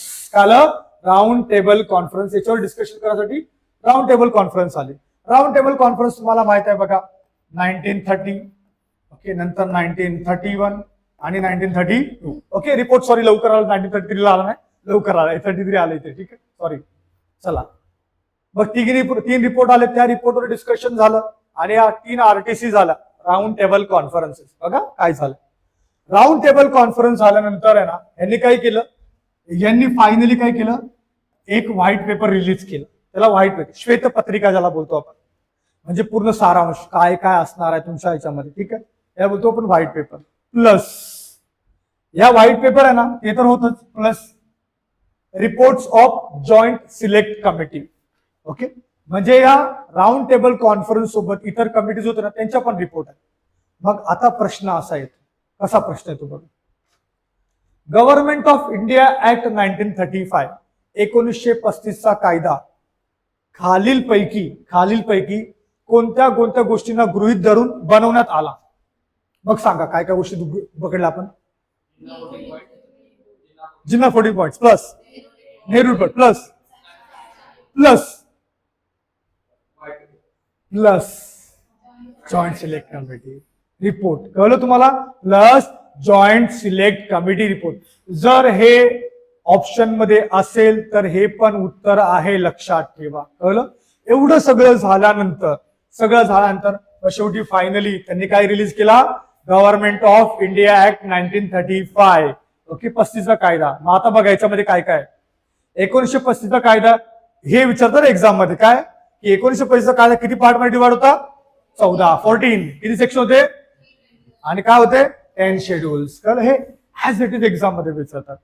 Have you understood the background. Hello, सगळ्यांना बॅकग्राऊंड समजलं. आता एक एक गोष्ट ऍज युजल आपण करतो, काय, सेंट्रल लेजिस्लेचर. ओके, इथे बघा, आता आपण काय करूया, सेंटरकडे जाऊया. ठीक आहे, एवढं करूया आपण आणि विल एंड. याचे काही प्रश्न बघूया जर वेळ असेल आपल्याकडे, तर आपण नेक्स्ट टाइम करायचं आहे, कारण थोडस तुम्ही बोर झाला असाल त्यामुळे. ठीक आहे, सो लेट्स सी, बोर झाले का, आहे ना. चला बघा इकडे, लेट्स सी. आता सेंट्रल लेजिस्लेचर मध्ये जायचं आहे. जसं जसं आपण पुढे चाललोय ना, गोष्टी अवघड होत चालल्यात बघा. ओके, अवघड पद्धत चेंज पण होत आहे बघा. आता सेंटरमध्ये काय चेंज झालं मला सांगा. तुम्हाला आठवतंय का 19 मध्ये काय झालेलं सांगा. ऍब्सोल्युटली 2 हाऊस होते. एक हाऊस कोणतं? अप्पर हाऊस, लोअर हाऊस, म्हणजे लेजिस्लेटिव्ह असेंब्ली आणि काउन्सिल ऑफ स्टेट. किती मेंबर होते आठवतात का?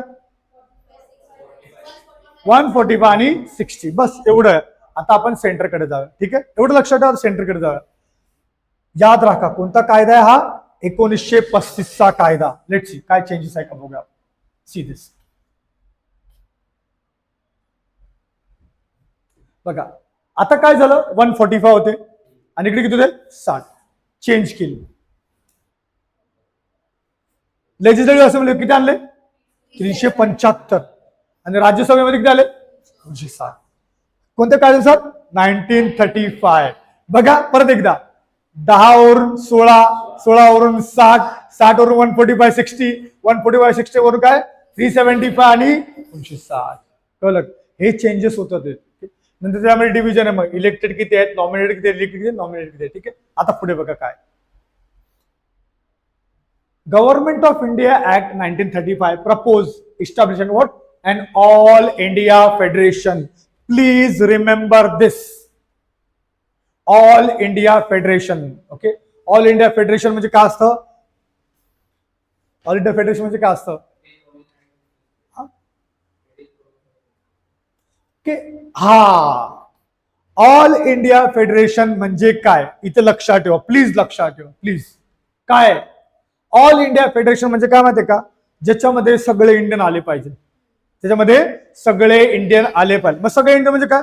दोनच प्रकारचे इंडियन होते. एक म्हणजे आपण जे प्रांतामध्ये राहत होते, दुसरं कोण? प्रिन्स. Princely state. काय आहे? प्रिन्स. मग समजा तुम्हाला प्रश्न विचारला काय की ऑल इंडिया फेडरेशन नावाची टर्म जी आहे, टर्म ओके, ती सगळ्यात पहिल्यांदा कोणत्या कायद्यानुसार आली सांगा? 1935 चा, 1935. की काय बनवायचं तुम्हाला 1935 कायद्यानुसार? All India federation. मग ऑल इंडिया फेडरेशन म्हणजे काय? दोघं जण असले पाहिजे. कोण? प्रांत. ओके, ब्रिटिश प्रांत आणि प्लस काय? Princely states. हे दोन आले पाहिजे. मग बघा कसे. लेजिस्लेटिव्ह असेंब्ली हे जे आहे ना, हे लेजिस्लेटिव्ह असेंब्ली बरोबर ना? हे कट करा आणि याचं नाव आलं कोणतं आलं? वाय. का सांगा? कारण ते तर बरोबरच आहे, पण का नाव का चेंज करण्यात आलं? कारण आता इथे काय? प्रांत पण येणार आणि प्रिन्सली स्टेट्स पण येणार. कळलं का? म्हणून याचं नाव चेंज केलं. काय केलं? Federal assembly. काय आहे? Federal assembly. कळलं तुम्हाला? याचं नाव ऍज इट इज आहे. कळलं? बघा इथे किती मेंबर्स आहेत? 375. इथे किती आहेत? 260. मग इथे ब्रिटिश कडून किती येणार आहे? 250. प्रिन्स कडून किती येणार आहे? 250. 125. हे किती आहे? 156 आहे. 100. आता सांगा मला, सगळ्यात पहिलं आपण बघतोय काय बघतोय आपण की 1935 कायद्यानुसार काय करण्यात आलं सांगा?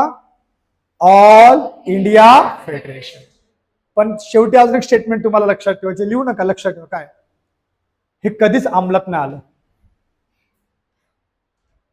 म्हणजे प्रोव्हिजन होतं काय? ऑल इंडिया फेडरेशन बनवायचं. पण हे प्रिन्स ऐकतात का? नाही. आम्ही प्रिन्स, आम्ही का जाऊ? म्हणजेच विचारणार प्रश्न तुम्हाला की बाबा हे अस्तित्वात आलं नाही? अस्तित्वातच नाही आलं, ते पुढे झालंच नाही. ते कळलं तुम्हाला? आलं लक्षात? पहिला पॉईंट बघितला आपण. ओके बघा, सॉरी दुसरा पॉईंट बघा आता. ओके इथं बघा आता. Princely state were free to join. बघा जेव्हा ऑल इंडिया फेडरेशन बनवतात तर प्रिन्सला सांगितलंय की बाबा तुमच्यावर डिपेंड आहे, तुम्हाला यायचं तर या, नाहीतर नका येऊ. ओके, तुमच्यावर डिपेंड आहे.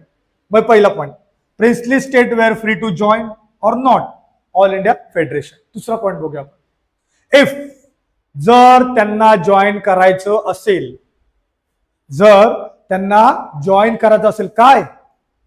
All India federation.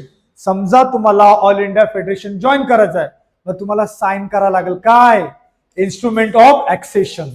म्हणजे का बा ह्या गोष्टी आम्ही ऍक्सेप्ट केल्या तरच जॉईन करता येईल. म्हणजे सगळ्यात पहिला पॉईंट काय दिला बघा 1935 कायद्यानुसार की बाबा तुमच्यावर डिपेंड, तुम्हाला यायचं तर या, नाही तर जावा, मग कुठं काय करायचं करा. पण समजा यायचं असेल, if you want to join then you need to sign what? Instrument of accession with British government. आणि नेक्स्ट काय?